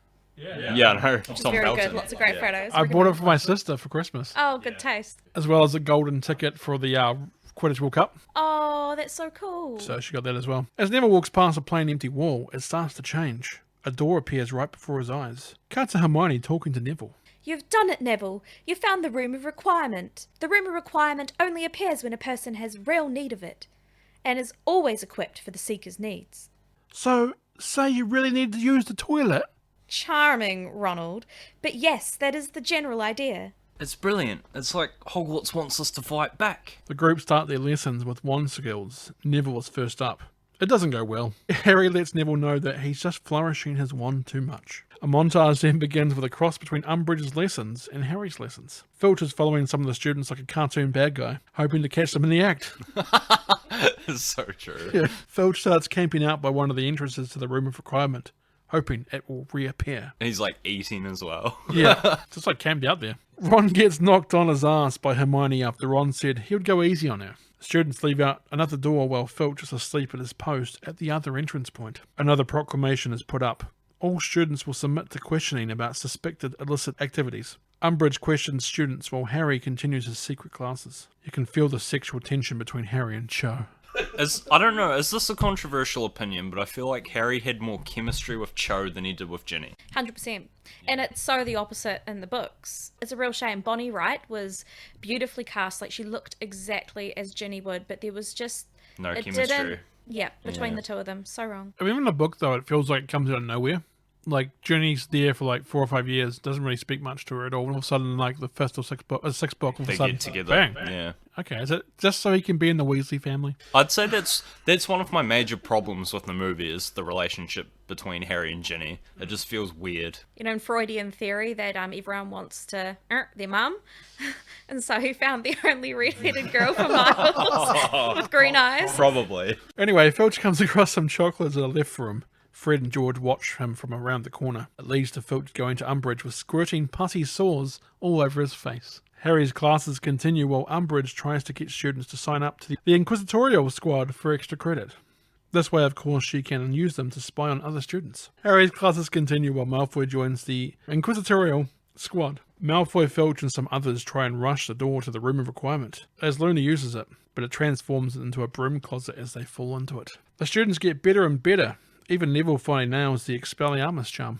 Harry tells the class, great work, as they are stopping for winter Christmas break. There is a sense of pride on Harry's face. Harry goes up to Cho. She's looking at a picture of Cedric Diggory. They talk about him a bit. Then Cho and Harry kiss under the mistletoe. Ron, Hermione, and Harry then talk about the kiss. Well, how was it? Wet. I mean, she was sort of crying. That bad at it, are you? I'm sure Harry's kissing was more than satisfactory. Hermione says how Cho spends a lot of her time crying these days. Obviously, she's feeling sad about Cedric, and therefore confused about liking Harry, guilty about kissing him, conflicted because Umbridge is threatening to sack her mum for her job at the Ministry, she's turned American, and frightened of failing her owls because she's so busy worrying about everything else. If one person can feel all that, they'll explode. It's because you have the emotional range of a teaspoon. They all have a good laugh. Cut to Harry having another dream of the hallways in the Ministry. He can see a reflection of a snake in the shiny brick wall. Serious words echoes through his dream. Voldemort is after something. Something he didn't have last time. Harry then sees Arthur Weasley walking the Ministry corridors, alone, with a wand in his hand for light. Arthur turns around and is struck by the snake-like creature. Harry watches his attack like a first-person video game. Arthur is struck again and again. Arthur looks really messed up. Harry wakes up and then cuts to Professor McGonagall and Ron leading Harry through the Hogwarts hallways. Harry is led to Dumbledore's office. Dumbledore talks to Harry, but his back is turned. In the dream, were you standing next to the victim or looking down at the scene? Neither. It was like Professor, will you please tell me... Professor, will you please just tell me what's happening? Dumbledore speaks to a painting. Everhart, Arthur's on guard duty tonight. Make sure he's found by the right people. Sir. Phineas, you must go to your portrait at Grimmauld Place. Tell them Arthur Weasley is gravely injured, and his children will be arriving there soon by Portkey. Everhart tells Dumbledore that Arthur has been found. It was close, but they think he'll make it, and also that Voldemort failed to acquire it. Ah, thank goodness. Harry then has one of those Voldemort snake-like neck reactions and yells. Look at me! Dumbledore then sharply looks in Harry's direction. What's happening to me? Snape then comes in. You wish to see me, Headmaster? Servius, I'm afraid we can't wait. Not even till morning. Otherwise, we'll all be vulnerable. Cut to Snape hurriedly leading Harry down a spiral staircase and down to his office. It appears that there is a connection between the Dark Lord's mind and your own. Whether he is as yet aware of this connection is for the moment unclear. Pray he remains ignorant. You mean, if he knows about it, then he'll be able to read my mind? Read it, control it, unhinge it, Mr. Potter. In the past, it was often the Dark Lord's pleasure to invade the minds of his victims, creating visions designed to torture them into madness. Only after extracting the last exquisite ounce of agony, only when he had them literally begging for death, would he finally kill them. Used properly, the power of occlumency will help shield you from excess or influence. In these lessons, I will attempt to penetrate your mind. You will attempt to resist. Prepare yourself, Mr. Potter. Well done. Snape starts invading Harry's thoughts. Snape keeps reminding Harry to concentrate and focus. Cut to Fred, George, Ron, Hermione and Ginny enjoying Christmas at Sirius's house. Arthur is brought in by wheelchair by Molly. The group open up their Christmas presents. They are all homemade clothes, including a jacket and scarves. Harry comes down to the kitchen. Mrs. Weasley hugs and hands Harry a present. It's a scarf. Arthur raises the toast. A Christmas toast to Mr. Harry Potter, without whom I would not be here. Potter. Harry. The rest shout, Harry! Cut to Ron and Hermione and Harry walking down the stairs at Sirius's place. Harry wanders off on his own. He enters a room where he runs into Creature, the house elf. Creature starts spewing off some nasty things at Harry, so Sirius comes down the stairs and tells Creature off. Harry finds out that the rundown old place he's been staying in is Sirius's old childhood home. Sirius shows Harry the black family tree that is on the wallpaper. Some members of the family have been burnt off the wall. Bellatrix Lestrange is Sirius's cousin. I hated them, a lot of them. My parents, with their pure blood mania. Sirius points to the burnt image that used to be Sirius's picture on the wall. My mother did that after I ran away. Charming woman. I was 16. Where did you go? Your dad's. I was always welcome at the Potters. I see him so much in you, Harry. You are so very much alike. I'm not so sure. Sirius, when I saw Mr. Weasley attacked, I wasn't just watching, I was the snake. And afterwards, in Dumbledore's office, there was a moment when I wanted to... Harry recollects his emotions. The connection between me and Voldemort, what if the reason for it is that I'm becoming more like him? I just feel so angry all the time. Don't worry, Harry. You're a teenager. That's normal. Use your aggressive feelings, boy. And what's... After everything I've been through, something's gone wrong inside me. What if I'm becoming bad? I want you to listen to me very carefully, Harry. Have you been dancing in empty parking lots, wearing black leather and chains from top to bottom? Well, no. You're not a bad person.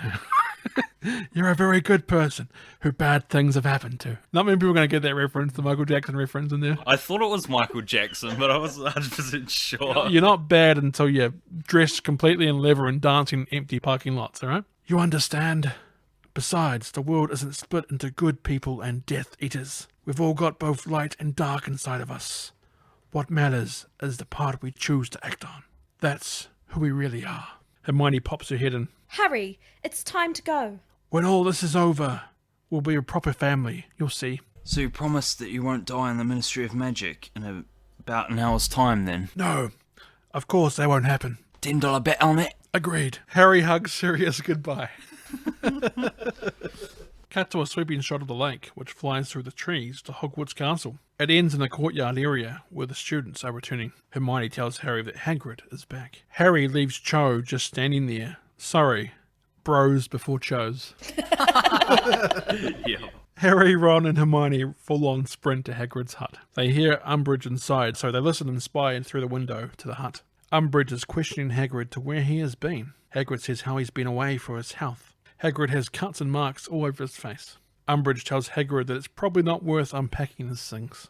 Umbridge exits Hagrid's hut, looking very pleased with herself, then sprays some perfume around before leaving. Cut to Hagrid talking to Harry, Ron and Hermione. This is top secret, right? Dumbledore sent me to parley with the giants. Giants? Shh. You found them. Well, they're not that hard to find, to be perfectly honest. They're so big, you see. I tried to convince them to join the cause, but I wasn't the only one that was trying to win them over. Death Eaters? Yes. Trying to persuade them to join you-know-who. And did they? I gave them Dumbledore's message. Suppose some of them remember he was friendly to them, I suppose. And they did this to you? Not exactly, no. There was then a rumbling and a sound of strong winds nearby. It's changing out there, just like last time. There's a storm coming, Harry. Be best be ready when she does. It then cuts to Bellatrix Lestrange in another Death Eater in Azkaban prison. The walls get blown out, which gives Bellatrix an exit. And boy, is she happy about it. Yeah. Fudge confirms that 10 high security prisoners did escape. Fudge blames Sirius for the escape. Of course he does. Yeah, he always does. It then cuts to Neville reading a paper with Bellatrix on the cover. He doesn't look happy. Was Bellatrix the one who tortured his parents? We'll find out in a few minutes he does. But that was when I was like, it's been a while since I've seen this. I was like, is that the one who tortured his parents? I can't remember. Seamus apologises to Harry as he walks into the Great Hall with Ron and Hermione. No, even me mum says that the prophet's version of things don't add up. So what I'm really trying to say is that I believe you. Cut to Harry finding Neville in front of the mirror of the Room of Requirement. 14 years ago, a Death Eater named Lilith Lestrange used the Cruciatus curse on my parents. Wasn't it her and Barty Crouch Jr. that killed his parents, or was it just Bellatrix? So his parents are alive. Yeah, they've been And they're in tortured. St. Mungo's, and it was just right. Bellatrix, yeah. Aha, I was right. Sorry, carry on, Neville. She tortured them for information, but they never gave in. I'm quite proud to be their son. I'm not sure that I'm ready for everyone to know that just yet. We're gonna make them proud, Neville. That's a promise. Cut to Harry teaching some more secret lessons. Seamus has now joined the class. The class is learning how to conjure the Patronus charm. There is then a loud rumbling that echoes through the room. Umbridge is breaking her way in. Malfoy is holding Cho like a damn hostage. Cut to Dumbledore's office. Umbridge is talking to Minister Fudge about Harry's secret group. Calling it Dumbledore's army has made it look like Dumbledore was behind it the whole time. Harry is manhandled in by Percy Weasley, who works for the Minister. Yeah, it's not very often you see Percy Weasley. Yeah, He's awful. I can't stand him. to the prick. Umbridge accuses Dumbledore of plotting to take over the Ministry. Harry says it was him, and that Dumbledore had nothing to do with it. Most noble of you, Harry, to shield me. But as has been pointed out, the parchment clearly says Dumbledore's army, not Potter's. I instructed Harry to form this organization, and I alone, am responsible for its activities. Dispatch now to the Daily Prophet. If we hurry, we should still make the morning edition. Daylight, Shacklebolt, you will escort Dumbledore to Azkaban to wait trial for conspiracy and sedition.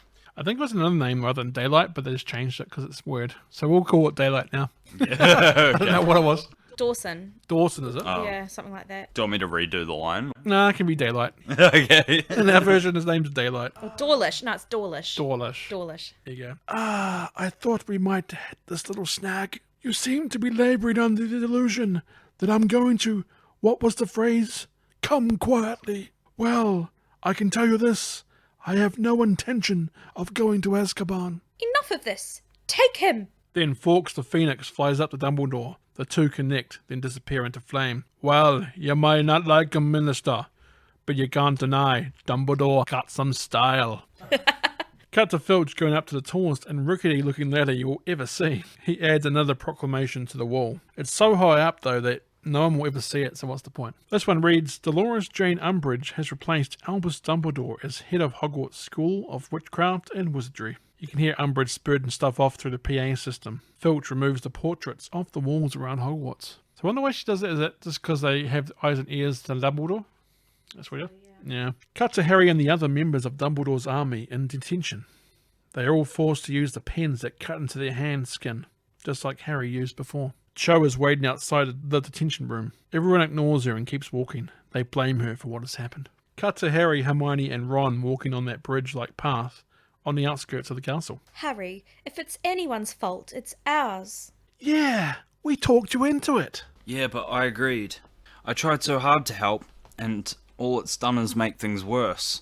Anyway, that doesn't matter anymore, because I don't want to play anymore. All it does is make you care too much, and the more you care, the more you have to lose. So maybe it's just better to what? go it alone. Hagrid gets their attention nearby. Hagrid? Cut to Hagrid leading Harry, Ron and Hermione through Fanghorn Forest. Harry asks Hagrid just to tell them where they're going. A stampede of centaurs go running past them. Hagrid, what is going on? I'm sorry to be so mysterious, you three. I wouldn't be bothering you at all with it, but Dumbledore's gone and I'll likely be getting a sack any day now, and I couldn't just leave without telling someone about him. A large giant stands before them. Grawpy is his name. Grawpy runs at Harry, Ron and Hermione, but is yanked back when the rope he is tied to fully extends. So he's basically wearing a child leash. Grawpy is Hagrid's half-brother. Grawpy is well-meaning, but has the mind of a small child. Hermione is grabbed and picked up by Grawpy. Grawpy, put me down. Now. Grawpy puts Hermione back down. Hagrid asks the trio if they can keep Grawpy company when he is gone. Harry nods and agrees to help with Grawpy. It then cuts to young Harry again from the first movie. He's staring into the mirror and looking at his parents. Snape then shows up in the reflection. Feeling sentimental, Mr. McLean. Jokes. He died hard. It then cuts to Harry breathing heavily in Snape's office. Snape is continuing his lessons with Harry to help him block his mind attacks. That's private. Not to me, and not to the Dark Lord, if you don't improve. Every memory he has access to is a weapon he can use against you.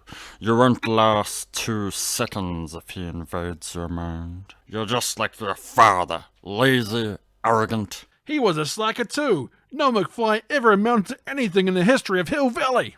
Sorry, reminded me of Back to the Future. Don't say a word against my father. Weak. I'm not weak. Then prove it. Control your emotions. Discipline your mind. Snape attempts to invade Harry's mind once again and accesses more memories. Stop it. Is this what you call control? We've been at it for hours. If I could just rest. The Dark Lord isn't resting. You and Black, you're two of a kind. Sentimental children forever whining about how bitterly unfair your lives have been. Well, it may have escaped your notice, but life isn't fair. Your blessed father knew that. In fact, he frequently saw it. My father was a great man. Your father was a swine. Good performance there, dude. Very good. Snape goes to invade Harry once more, but Harry sends it back on Snape. Harry sees a vision of his father, James, bullying and tormenting Snape. Snape kicks Harry out of his mind. Enough. Snape manhandles Harry. Your lessons are at an end, Potter. I didn't... Get out. Do you think he's just upset that he went to his mind, or do you think he now knows he's ready to fight off Voldemort? No, I think he's just genuinely upset and being a little bit petty, to be honest. Yeah. Because obviously later on it works that Harry does actually fight him off. So maybe he knows he's got enough in him to actually fight him off. Well, Harry is pretty powerful now for, well, I mean, his age, but It's pretty OP.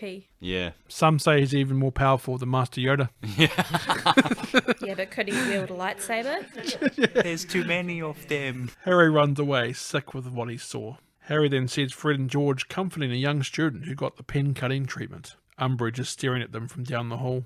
As I told you once before, Mr. Potter, naughty children deserve to be punished. Fred and George decide to hatch a plan against Umbridge, knowing full well it will get them expelled. Cut to the owl exams. Harry and the class are sitting their exams. Harry just sits there staring at Umbridge, who has a giant clock piece swinging behind her. There is a loud noise at the door. Umbridge goes to the back of the room to investigate. As she goes out the door, she sees a wee spark flying around. Then whoosh! Fred and George come flying into the room on broomsticks, setting off fireworks and causing mayhem. The shot of the Malfoy fireworks face is cool. You see like the fireworks go against Malfoy's face. It kind of like stays on the wall.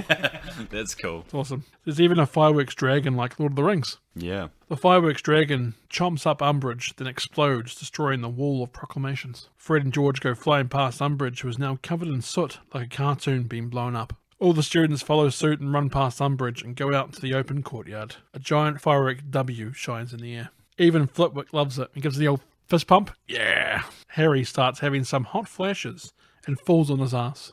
Menopause. Hermione looks well worried. Harry starts seeing Sirius being tortured by Voldemort. Harry also gets a glimpse of a crystal on the shelf in the ministry. Harry tells Hermione that it's Sirius. He's in trouble. The trio run upstairs of the Hogwarts halls. Sirius said Voldemort was after something. something he didn't have last time, and it's in the Department of Ministries. Harry, please, just listen. Listen to me now. Listen to me now. That's the thing. I was like, I wonder if Jim's going to get this one because it's No, Spider-Man. no. But it is, yeah, it's a Spider-Man one. Whenever you see listen and she listen to me now, that's a Spider-Man reference. Yeah. Listen to me now. Anything superhero is going to go, woo! What if Voldemort meant for you to see this? What if he's only hurting Sirius because he's trying to get to you? What if he is? I'm supposed to just let him die? Hermione, he's the only family I've got left. What do we do? We'll have to use the flu network.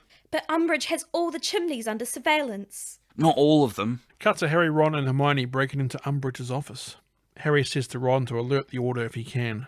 Ron says that they're going with Harry. It's too dangerous. When are you going to get it in your head? We're in this together. That you are. Cut to Harry in a chair while Draco and his goons round up not only Ron and Hermione, but for some reason, Luna, Neville and Ginny as well. I was like, what did they do? They weren't in the office. No. When you read the books, you realise that they had them stationed outside as lookouts and they failed. But this movie never told you that. So it's like, we're going to round up 3 others for no reason as well. It seems like important information as well. Like, gives you some, like, context. Like, it makes sense now that they were stationed outside, but yeah. I was like, did they just round them up just because it's like, yeah, they're with them as well. You were going to Dumbledore, weren't you? Umbridge slaps Harry like, whoosh. No. Liar! You sent for me, headmistress? Snape, yes. The time has come for answers, whether he wants to give them to me or not. Have you brought the Veritaserum? I'm afraid you've used up all my stars interrogating students, the last of it on Miss Chang. Harry then realises Cho didn't rat them out at all. She was under the influence of a potion. I hate the change that they made for the movies, because in the book it was Cho's friend Marietta, and of course the paper they all signed their names on when they were at the Three Broomsticks or wherever it was they met up had a curse on it, and so if anyone shared the secret of Dumbledore's army, they would be hexed, cursed. And so Marietta Edgecombe, who was Cho's friend, suddenly appeared with this pox-like rash all over her face and these pustules, and she was in the hospital wing, and then it transpired they found out they'd been ratted out, and so they knew who it was. So it's just they completely erased Hermione's brilliance in that particular instance, and then villainized poor Cho Chang, who's really just a sad girl. It was also a way for Snape to say, hey, I know you're blaming her, but it's not her at all. So it's kind of like a wink to Harry, like, hey, you've been ignoring her for no reason. Good one. She didn't do this to you on purpose. Unless you want to poison him, and I assure you, I would have the greatest sympathy if you did. I cannot help you. Harry yells at Snape. He's got Padfoot. He's got Padfoot at the place where it's hidden. Padfoot? What is Padfoot? What is he talking about, Snape? No idea. Very well. You give me no choice, Potter. As this is an issue of Ministry security, you leave me with no alternative. The Cruciatus curse ought to loosen your tongue. That's illegal. What Cornelius doesn't know won't hurt him. Umbridge is about to start the pain when Hermione yells. Tell her, Harry. Tell me what? Well, if you won't tell her where it is, I will. Where what is? Dumbledore's secret weapon? Cut to Hermione and Harry leading Umbridge through Fanghorn Forest. How much further? Not far. Had to be somewhere the students wouldn't find it accidentally. Harry whispers to Hermione. What are you doing? Improvising. They come to the tree that Grawpy was tied to. The rope is there, but Grawpy is not. Well, where is this weapon? Harry and Hermione look on silently. There isn't one, is there? You were trying to trick me. You know, I really hate children. No way, really? I couldn't really think of that. Couldn't tell. Umbridge sees a group of centaurs looking on nearby. You have no business here, Centaur. This is a ministry matter. The centaurs whipping up. Lower your weapons, I warn you. Under the law, as creatures of near-human intelligence... The centaurs start firing arrows at Umbridge, who blocks them with a magic shield. How dare you, you filthy half-breed! Umbridge sends out a spell that ties a rope around one of the centaurs' throats, starting to choke it. Hermione begs Umbridge to stop it, but Umbridge yells. Enough! I will have order! Umbridge then is picked up by Grawpy. The centaurs attack Grawpy. Hermione tries to tell the centaurs that it's not Grawpy's fault. He doesn't understand. Grawpy drops Umbridge so that the centaurs can have her. Potter, do something. Tell them I mean no harm. I'm sorry, Professor. I must not tell lies. So it's a nice badass line like that. Yeah. It's a great line. It's probably the best line in the movie, I think. Yeah. 100%. One of the best scenes in the movie. Yeah, and he's just so satisfying when he says, He is. sorry, Professor. I must not tell lies. The way he It's smiles. Yeah. Umbridge is carried away by the centaurs into the forest. Harry and Hermione run and meet up with Ron, Ginny, Neville, and Luna. They meet up on the bridge boardwalk. Apparently, the other group used puking pastels on Malfoy and his crew. Told them I was hungry and wanted some sweets. Of course, they told me to bugger off and ate a lot of themselves. That was clever, Ron. It's been known to happen. Unlike when Hermione's like, that was clever, Ron. It's like, I'm shocked. It was brilliant. So how are we going to London? Look, it's not that I don't appreciate everything you've done, all of you, but I've got you into enough trouble as it is. Dumbledore's army is supposed to be about doing something real. Or was that all just words to you? Maybe you don't have to do this all by yourself, mate. So, how are you getting to London? We fly, of course. Cut to Harry and the team flying on the backs of the Thestrals. I wonder if Ron and Hermione can see them now, or is it like riding in Wonder Woman's invisible jet for them? It's much like the latter, as described in the books. Just float to nothing. Also, I feel like I missed the opportunity, but when it was like, oh, that was clever, Ron, someone should have said, as a creature of near-human intelligence. What a good payoff. The group fly into London and make their way into the Ministry of Magic. They run down the hallways and take an elevator to the Department of Mysteries. The hallway and the door look just like Harry's visions. This is it. Ominous music plays as the group make their way towards the door at the end of the hall. They enter through the door and into the Department of Mysteries. There are globes on every inch of the shelves, and the shelves go miles up into the sky. Harry comes to the area where the globe he saw in his vision was, but there is nothing. It should be here. Neville then sees something. Harry! It's got your name on it! Harry grabs the small globe. Professor Trelawney's voice can be heard through the globe. The one with the power to vanquish the Dark Lord approaches, and the Dark Lord shall mark him as his equal. But he shall have power the Dark Lord knows not, for neither can live while the other survives. Harry! A figure in a dark hood and mask approaches the group. Where's Sirius? You know, you really should learn to tell the difference between dreams and reality. The masked man reveals his face. It's Lucius Malfoy. You saw only what the Dark Lord wanted you to see. Now, hand me the prophecy. You do anything to us, I'll break it. A woman cackles from the darkness behind Lucius. He knows how to play. Itty bitty baby Potter. Bellatrix Lestrange. Neville Longbottom, is it? How's Mum and Dad? Better now that about to be revenged. Neville puts his wand up to attack. Yeah, got a list with ones since like Ron. Neville puts his wand up to attack, and so does Bellatrix. Now, let's everybody just calm down, shall we? All we want is that prophecy. Why did Voldemort need me to come get this? You dare speak his name? You filthy half-blood. It's all right. He's just a curious lad, aren't you? Prophecies can only be retrieved by those about whom they are made. Which is lucky for you, really. More Death Eaters surround the group. Haven't you always wondered what the reason was for the connection between you and the Dark Lord? Lucius creeps closer and closer. Why, he was unable to kill you when you were just an infant. Don't you want to know the secret of your scar? All the answers are there, Potter. In your hand. All you have to do is give it to me, and I can show you everything. Surrounding Death Eaters get closer. I've waited 14 years. I know. I guess I can wait a little longer. Now, stupefy! Stupefy! Stupefy! The Death Eaters all go flying back. The group run and try to make their way out of the Department of Mysteries. As they run, they are blocked by Lucius and other Death Eaters. Luna is knocked down but manages to grab her wand and send the Death Eater flying. It's a pretty cool moment. She just like punched or something. Then just has them flying backwards. Some of the scenes here too, the smoky kind of scenes. Yeah. They're kind of gliding through. It's kind of creepy.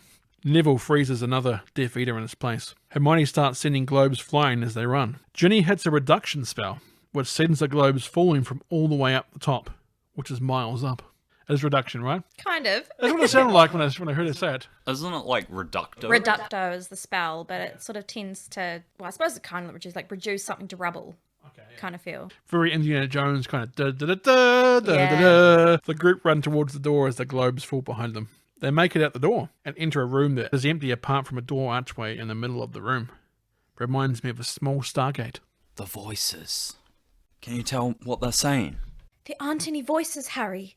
Let's get out of here. I hear them too. Harry, it's just an empty archway. Please, Harry. Get behind me. The group are attacked by smoky Death Eaters. When the chaos stops and Harry gets up, he can see that all of his friends have been grabbed by a Death Eater. Did you actually believe, or were you truly naive enough to think that children stood a chance against us? I'll make this simple for you, Potter. Give me the prophecy now, or watch your friends die. Don't give it to him, Harry! Neville, the only one brave enough to tell Harry not to do it. Harry gives Lucius the prophecy. There is then another brilliant flash of light from behind Lucius, and Lucius looks behind him. Get away from my godson, you damn dirty ape! Get away from my godson. Sirius punches Lucius. Must have learned that from Batman, eh, Commissioner Gordon? Yeah. So many Batman references. Sorry, he plays... Gary Oldman plays Commissioner Gordon. Of course. The Nolan yes, trilogy. yes. Lucius drops and breaks the prophecy while white light starts taking out the Death Eaters, holding the kids hostage. The order has arrived. If you're looking for some intense wand-waving combat action, you've come to the right place. Sirius goes to Harry. Now listen to me. Listen to me now. No. I want you to grab the others and get them out of here. What? No, I'm staying with you. You've done beautifully. Now let me take it from here. Harry and Sirius tag team against Lucius and unnamed Death Eater guy. The action continues right around the room. You can hear Bellatrix laughing as she flies around. Harry hits Lucius with a Expelliarmus! Nice one, James! Oops, Sirius hit Harry's dad's name. Did he say that by mistake, or does he say that as like a compliment, do you reckon? No, I think it just sort of slipped out. He always kind of treated Harry like replacement James. Yeah. Sirius disarms the other wand from Lucius and sends him flying. Advada Kedavra! Bellatrix hits Sirius. Sirius falls back into the archway and floats away. Sirius is dead. This for me is a very, very underwhelming death moment.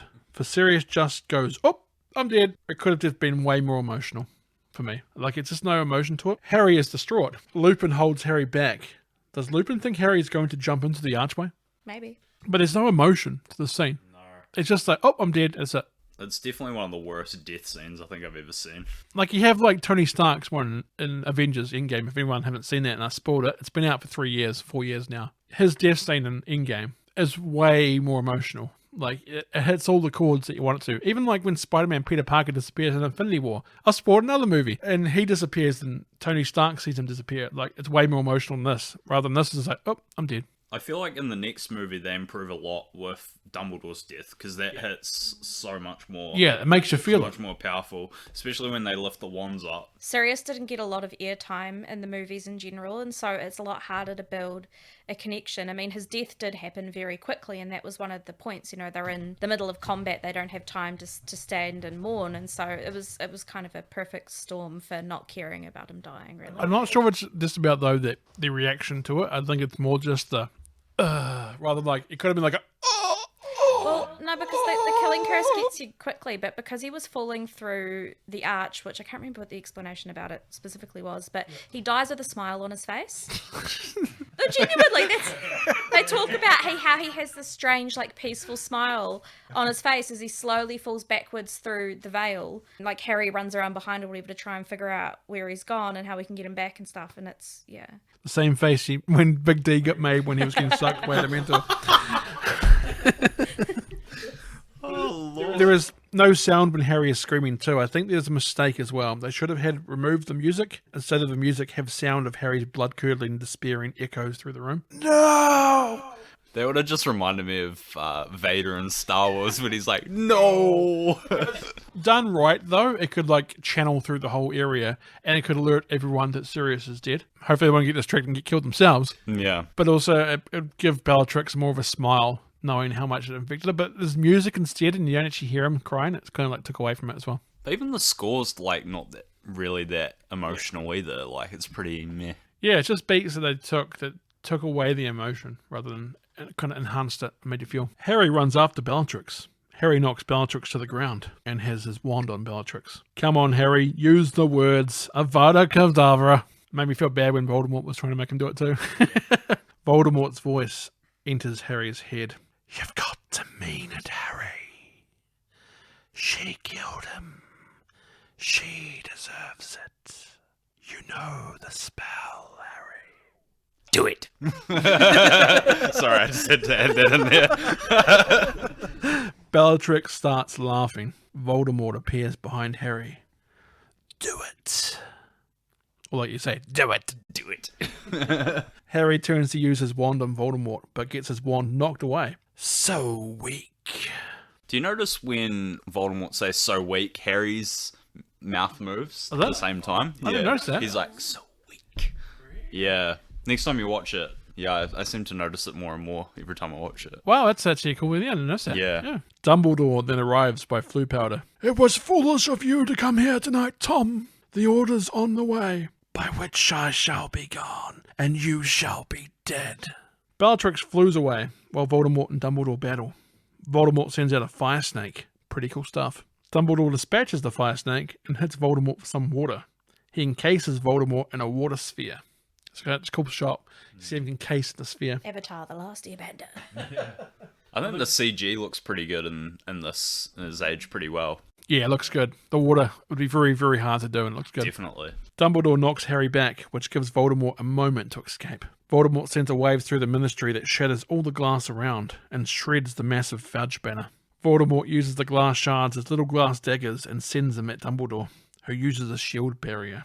Voldemort then disappears. You can hear his whispers. Harry. Harry then falls to the ground, choking. Voldemort possesses Harry. You've lost, old man. Voldemort then starts invading Harry's mind. Harry! Voldemort continues his assault on Harry's mind. Harry, it isn't how you're like. It's how you are not. The mind assault continues. Harry! The others come out and see Dumbledore with Harry. Good thoughts flood Harry's mind. You're the weak one, and you'll never know love or friendship, and I feel sorry for you. Harry fights back in his mind. Voldemort is sent reeling from Harry's body. You're a fool, Harry Potter, and you will lose everything. More and more people enter the Ministry via Floo powder, including Minister Fudge, who sees Voldemort. He's back. Now he says it, yeah, like, oh my god, he's back. He's back. He saw his pajamas too. You think he could magic up some clothes. Just saying. Sure. It cuts to a newspaper article of Dumbledore holding Harry in his arms. Some of the headlines say, Dumbledore, Potter, vindicated. Minister to resign. Umbridge suspended pending investigation. He who must not be named returns. Hogwarts headmaster reinstated. Cut to Harry packing his things in his bedroom. It then cuts to Harry talking to Dumbledore. I know how you feel, Harry. No, you don't. It's my fault. No, the fault is mine. I knew it was only a matter of time before Voldemort made the connection between you. I thought by distancing myself from you, as I had done all year, he'd be less tempted, and therefore you might be more protected. The prophecy said, neither one can live while the other one survives. It means one of us is gonna have to kill the other in the end. Yes. Why didn't you tell me? For the same reason you tried to save Sirius. The same reason your friends saved you. After all these years, after all you have suffered, I didn't want to cause you any more pain. I care too much about you. Cut to the hallways of Hogwarts, now once again full of portraits. Harry runs into Luna asking why she isn't at the feast. Luna lost all her possessions. Apparently, people have been hiding them. It's all in good fun though, but since it's the last night, she really needs them back. Luna says how sorry she is to Harry about his godfather. There you go, Tenson. Godfather. Yeah, love it. And says how things we lose have a way of finding us in the end. Luna looks up to find her shoes hanging from an archway. The students start preparing to board the train. Harry, Ron and Hermione are making their way along the muddy track to the station. I've been thinking about something Dumbledore said to me. What's that? Did you put your name in the goblet of fire, Harry? Did you, girl? You little prick. Just had to throw one more I had to in put one in there. there. Just one more for you. Now back to what Harry actually said. That even though we've got a fight ahead of us, we've got one thing Voldemort doesn't have. Yeah? Something worth fighting for. Oh, the Hogwarts Express whistles as the students approach. End of movie. There we go. We had a good time for that. Very good. Now that we've gone through the film, Harry Potter and the Order of the Phoenix, let's go to our ratings. Sir, may I suggest nobody does it Bennett? Right, so now we've done our ratings now for the Harry Potter and the Order of the Phoenix movie. Of course, my ones won't count. I'll still say what they are, but my ones won't count. To start with, story. What have you given it? I have given it a paltry 3.5 out of 5. The reason being, I think there's a few things that are really rushed or not particularly fleshed out that I think do make you feel a little bit confused. For example, how did Luna and Ginny and Neville end up in the headmaster's office? And I also feel like, and this is just me being a little bit of a book purist, there's a lot of things that was sort of changed or not done in a way that would have really done the story a better service. So 3.5. Fair enough.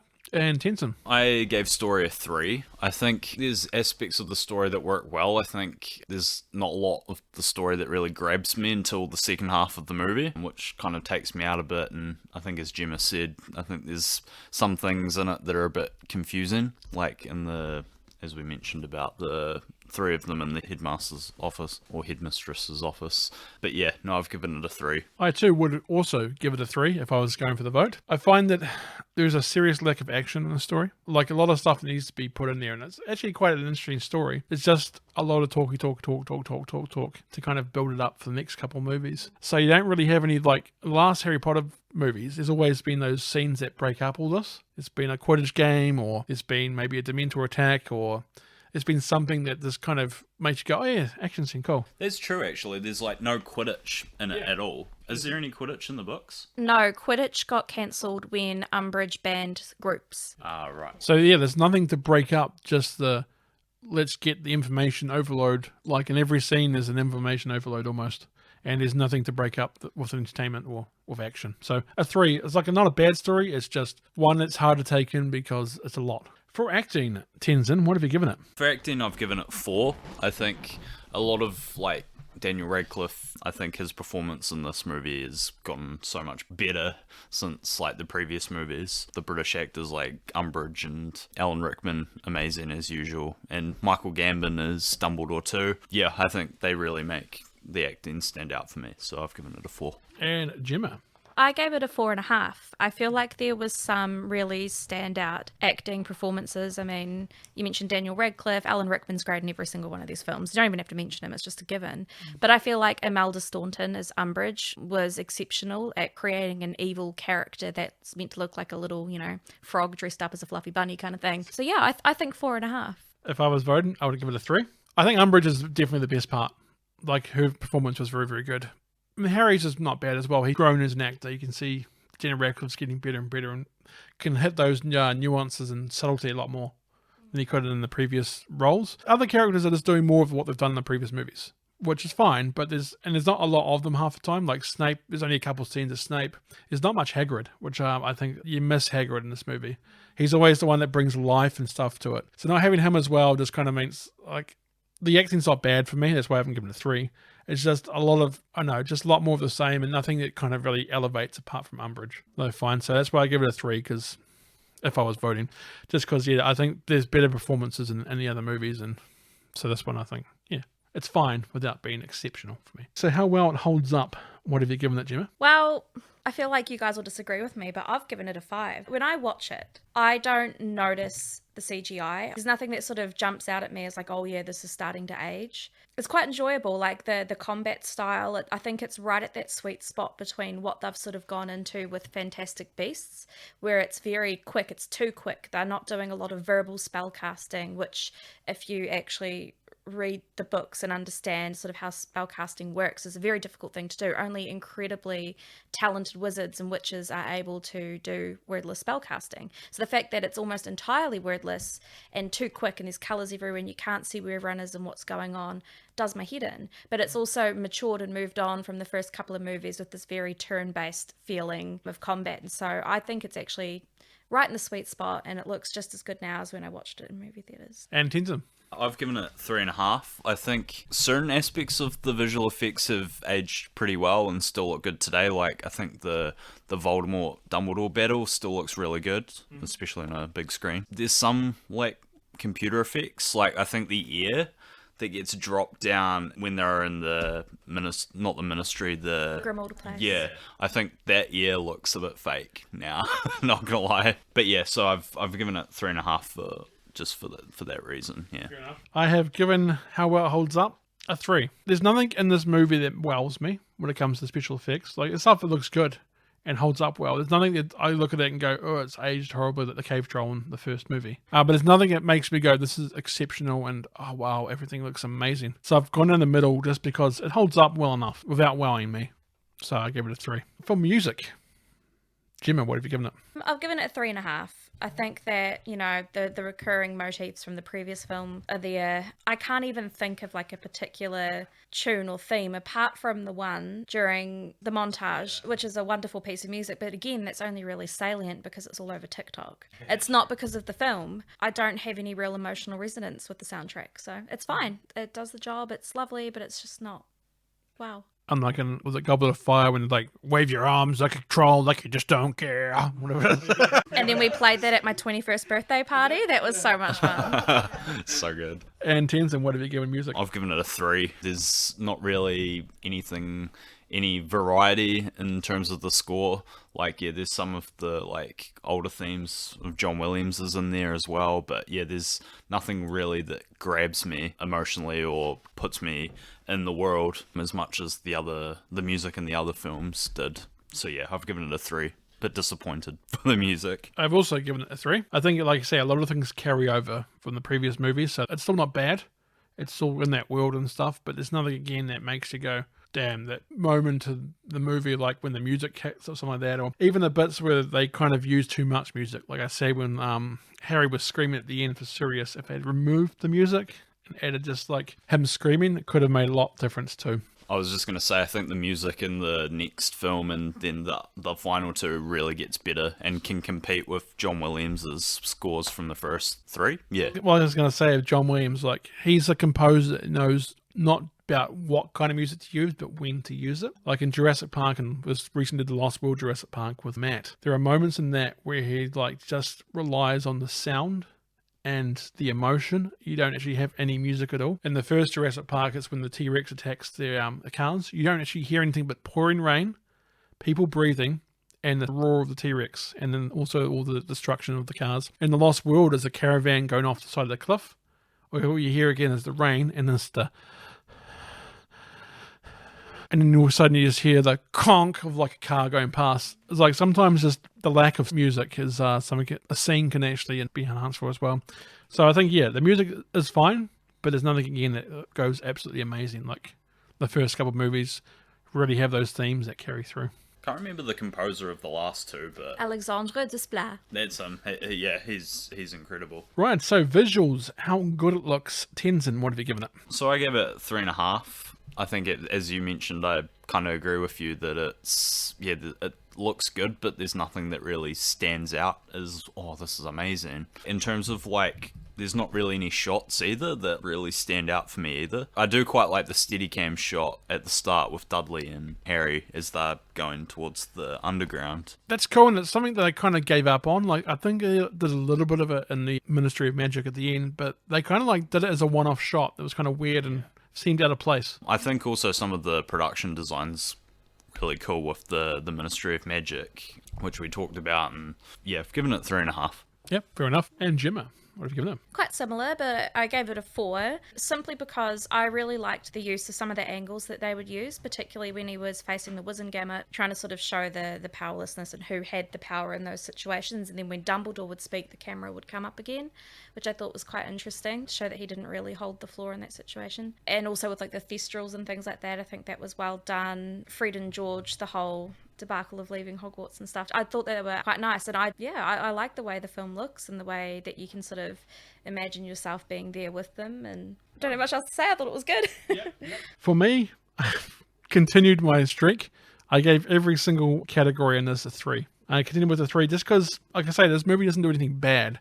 It just doesn't do anything that wows me like some of the other ones do. For visuals, there are a couple of good moments. A couple of sweeping shots through Hogwarts. It looks nice. And like the shot with Draco Malfoy's face in the wall with the fireworks. There's some kind of little shots like that. But then I look back and I was like, there's not enough of them for me. And I guess it's also because, to be fair, it's because of the story that they're telling. There's not really a lot of opportunities for some awesome visual kind of moments. Like there was that cool bit at the start, like you say, with the shaky cam.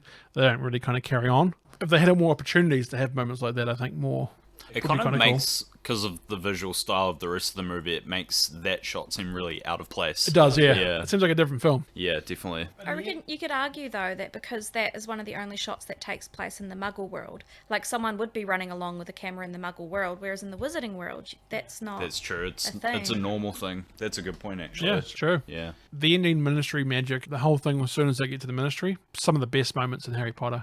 I think it's really good. It's really good. Like the whole globes coming down and then running like Indiana Jones. That was cool. And also, even the way they fight the wands and stuff looks cool as well. But there's just not enough of it for me in the Order of the Phoenix. Right, so let's go through our totals here. For story, Jemma gave it 3.5 out of 5, and Tenson gave it 3. For acting, Jemma gave it 4.5 out of 5, and Tenson gave it 4. For how well it holds up, Jemma gave it 5, and Tenson gave it 3.5. For music, Jemma gave it 3.5 and Tenson gave it 3. And for visuals, how good it looks, Jemma gave it 4 and Tenson gave it 3.5. This gives Jemma a total of 20.5 or 20.5 out of a possible 25, and Tenson a 17 out of a possible 25. Means that the movie gets a 37.5 out of 50 stars. It's pretty good for worst of the worst. I mean, it's not a terrible movie by any means. It's like... No, it's the thing. It's just my least favourite. It doesn't do...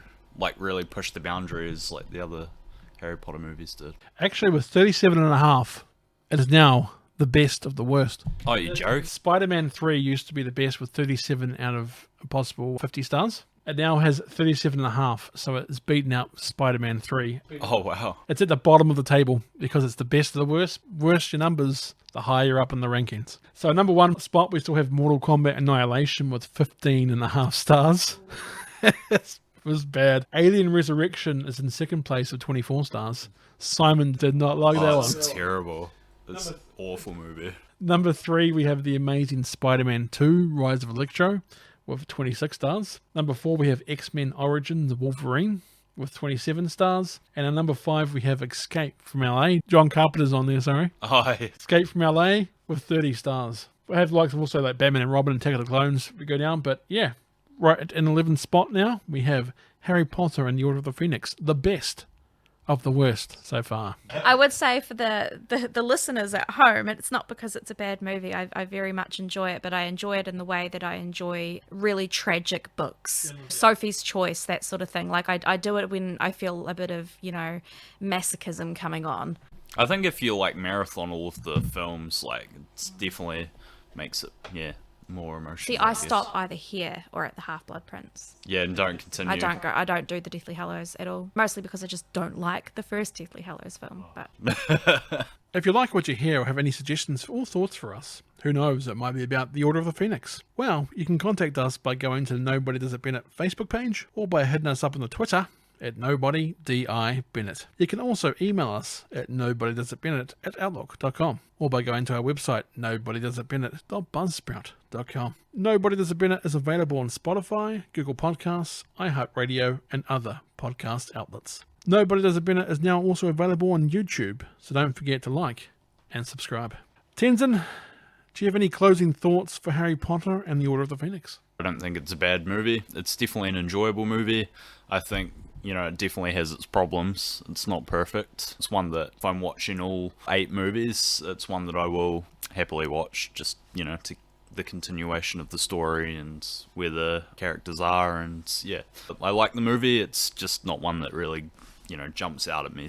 And what is your least favourite Harry Potter film now that we're here? Well, to be honest, I thought this one was for a very long time, but last year I watched them all, and I've changed my opinion, and I think Deathly Hallows Part 1 is the worst one of the 8. I think there's nothing in that movie that's really grabs me, and I think it's just, they could have combined the 2 parts and cut a lot of what happens in Part 1, or just combine them together, yeah. That's the problem with splitting up a book or into 2 movies is it's not a complete story. So you getting part 1 is you're just getting all the jargon that leads to part 2. Yeah, it feels like just I have to watch this as a chore to be able to watch the final part. Like, you know? It's the baggage before you get to the actual good stuff. It's like if they split Return of the King and you lead up to everything getting attacked and then it ended. Yeah, exactly. And Jemma, any closing statements on why The Order of the Phoenix isn't the worst movie in the Harry Potter series? Is in my opinion.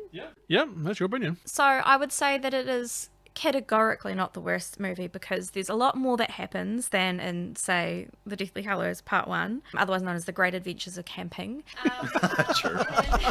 I don't know. I feel like I said sort of earlier, it's a really pivotal moment in the series. It's where it gets darker, introduces a lot more sort of adult themes and ideas in terms of anti-establishmentarianism, if that's a word, not being able to trust the government, getting a little bit conspiracist there. But I think it adds a few extra layers of depth to the franchise. Up till then, you know, they've been young and there's still a lot of youthful school-like themes, but that's the turning point. So I really enjoy it for that. I think it's a point for maturation. And I also think that The Deathly Hallows is absolutely far worse than this film, mostly for the lack of action, but also just it's a waste of time. And Deathly Hallows Part 1 doesn't feel like a Harry Potter film because it doesn't have any Hogwarts in it at all. Yeah.